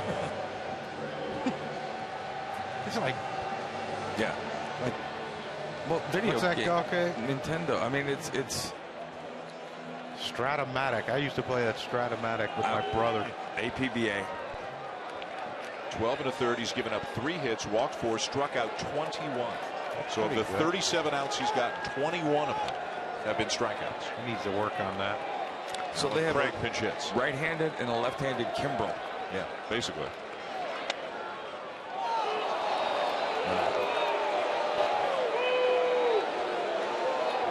Craig hasn't played much and hasn't been able to hit like he hit 2-3 years ago when he has played. The guy who had 2 terrific years for the Cardinals now finds himself just playing sporadically for the Red Sox.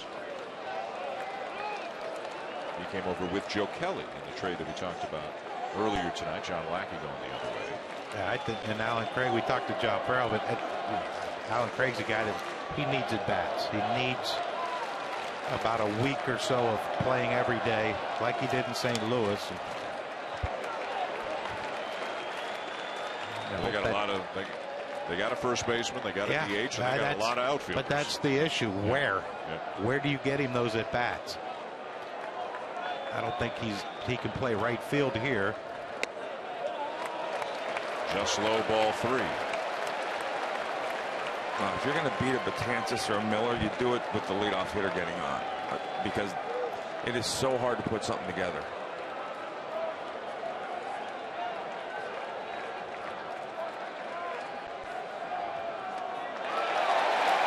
Leadoff walk.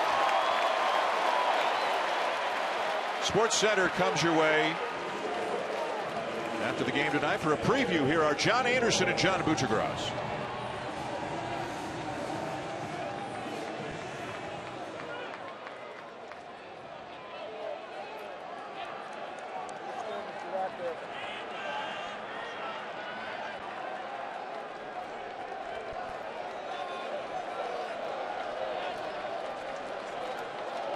thanks, fellas. Back here, bottom of the ninth, leadoff man aboard, 8-5. And Xander Bogaerts is the batter.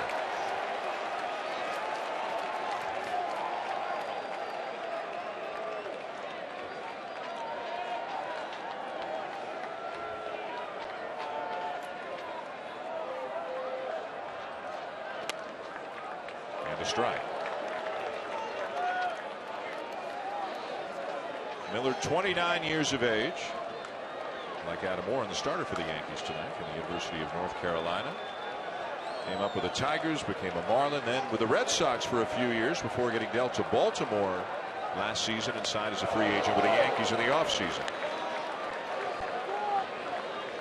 Well, here's where it becomes extremely difficult for Xander Bogaerts, because Andrew Miller has 2 pitches he can put you away with, and now he's ahead in the count.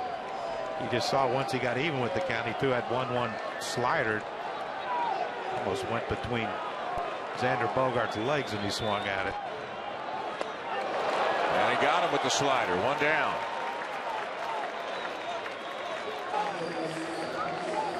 This is where, when you're a young player, you're aggressive. Andrew Miller can use that aggressiveness against him. He and Brian McCann, of course, working well together. But you see the 2 sliders. One about thigh high, and then the other one breaks down by his back foot.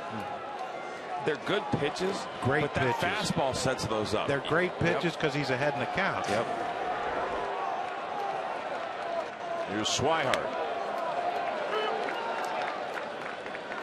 Well, Kurt, you played with a guy who had one of the best sliders in baseball history in Randy Johnson. Look, opposing batters in the last 43 at-bats that have ended in a slider against Miller. They're 0 for 43, 34 of them strikeouts.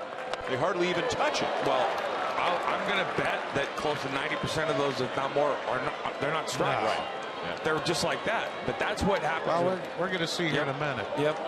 Swihart's going to find out too about that 2-strike slider. Went for the fastball. No, that was his best one too. That was an overthrow, trying to get him to move, look up in the zone a little bit to go back down.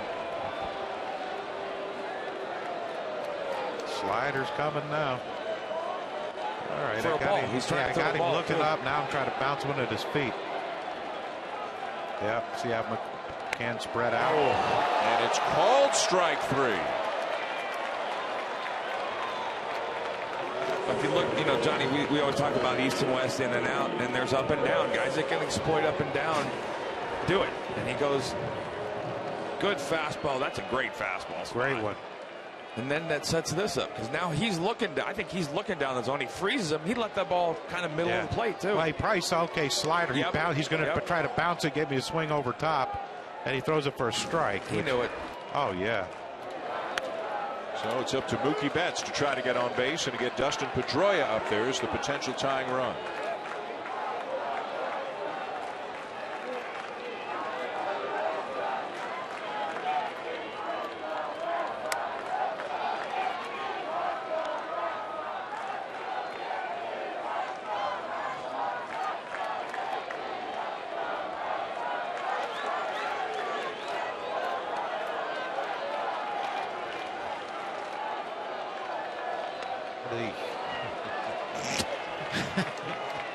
One and two. You're talking about 3 pretty young players that when you don't want to make the last out, sometimes you become overly aggressive. That's a great swing. That was impressive right there. That's what I can never figure out about hitters, is how you can that slider and then back it up at 96, and he put a good swing on that He's ball. smart. He realized I can't hit the slider, so if he throws a fastball, I'm going to take a hack at it. I mean, there's the fastball. Yeah, beat him a little bit, but still, that's the one you got to swing at, because this one right here is not very fun to hit. Pulls it foul. Impressive. But that ball's nowhere near the strike zone. No. And that's... And you have no chance of keeping this pitch fair. I mean, you see the slider rotation. If he doesn't swing and it keeps going, it could have hit him. Hit him in the back leg.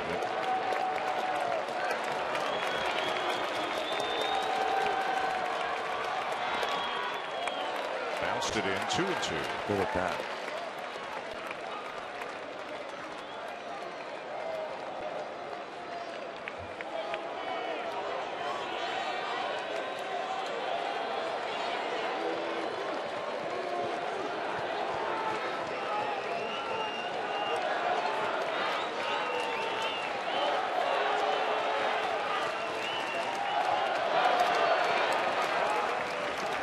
The 2-2. Inside with a fastball, and the count is full. Well, this is pretty impressive by Mookie Betts, no matter how this one ends up. But both of these guys, Miller's, he's made a great at bat, made great pitches, but Mookie's had this is a great at bat on both ends. Still say he's going to go slider right here. Yep, slider down. Bounced foul. That one getting a little bit more of the plate than most of the other ones have. The hardest pitch for a guy that throws with this arm angle to throw is that fastball down and away to a right-hander. But if he could make that pitch here, that would be a game changer. But that's not his spot. Teixeira playing it behind the runner. Craig will be on the move. 9th pitch of the at-bat between Miller and Betts. Check the swing on the appeal. He did. And he will draw the walk. Incredible at bat. That's why you look at a kid like that and know that there is no ceiling. But and listen, Andrew Miller, I thought threw a great at bat as well. Yeah, here's the issue now. You're one swing away from a tie game, and Dustin Pedroia. We talked about the power numbers coming. Look at the take, though. I mean, you saw Bogart swing over those. You saw Swihart swing over those, and then Mookie Betts with the check swing. And that was impressive. Beautiful at bat. So Pedroia steps in as the tying run with 2 outs here in the 9th inning.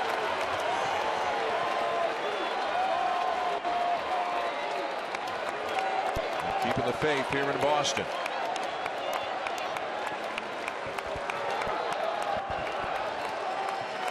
Pedroia 1 for 4 tonight, 2 for 7 in his career against Miller. Slider for a strike. A backdoor slider. Well, that's when things become a little bit unfair. When he's going to hit both sides of the plate with that. 9 times out of 10 when they do that, they don't mean it's not meant to. It's an accident. No, but as a hitter, you don't know that. Down and away. He's trying to throw that there.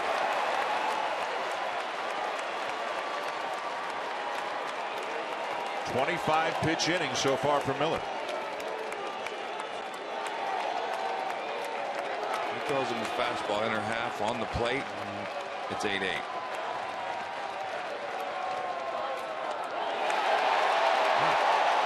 A pitch away from loading the bases. David Ortiz is on deck.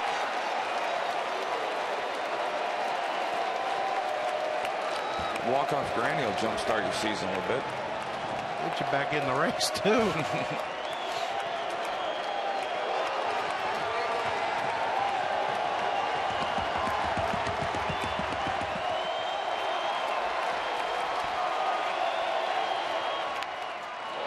Ground ball to the left side, bobbled. Safe at first is Pedroia, as Teixeira had to come off the bag.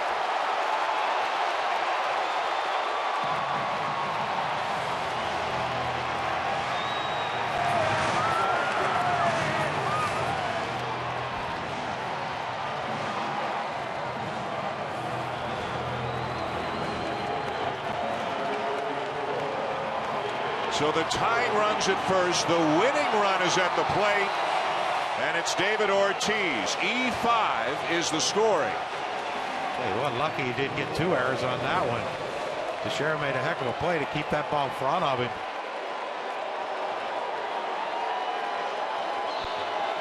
The ball gets past him. He gets the tying run on second base, and Pedroia. Now it's going to take extra bases to tie this game up. The set by Miller. And a swing and a miss at a first pitch slider. Oops. Ortiz has not hit lefties well this year. He's 1 for 4 in his career against Miller, his former teammate. is not a conventional lefty either. This is a guy with a flair for the dramatic, though, over the course of his career, to say the least.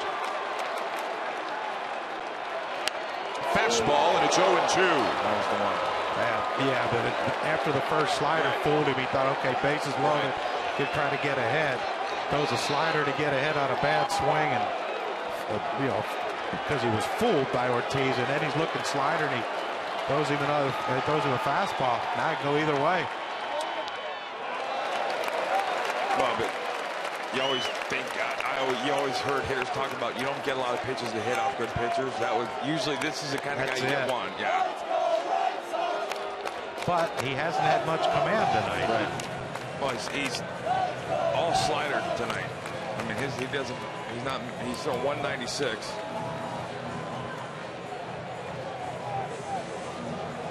We talked about earlier in the game, Dan. They're on pace to throw 590 some innings out of their pen. These are the kind of nights you can't have. Yeah. 2 strikeouts, 2 walks, and an error in this inning, and it's been a 30-pitch inning already for Miller, looking for his 10th save of the season. Shift on, of course. Huge hole on the left side for Ortiz. 2-2.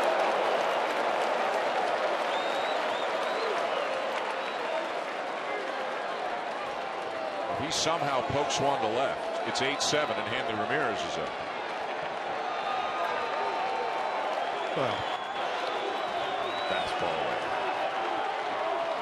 And they might get walked to get Panda hitting right-handed.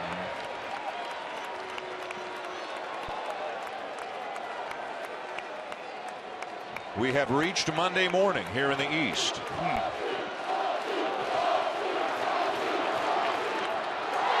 To center field, and caught by Ellsbury, and the Yankees win it.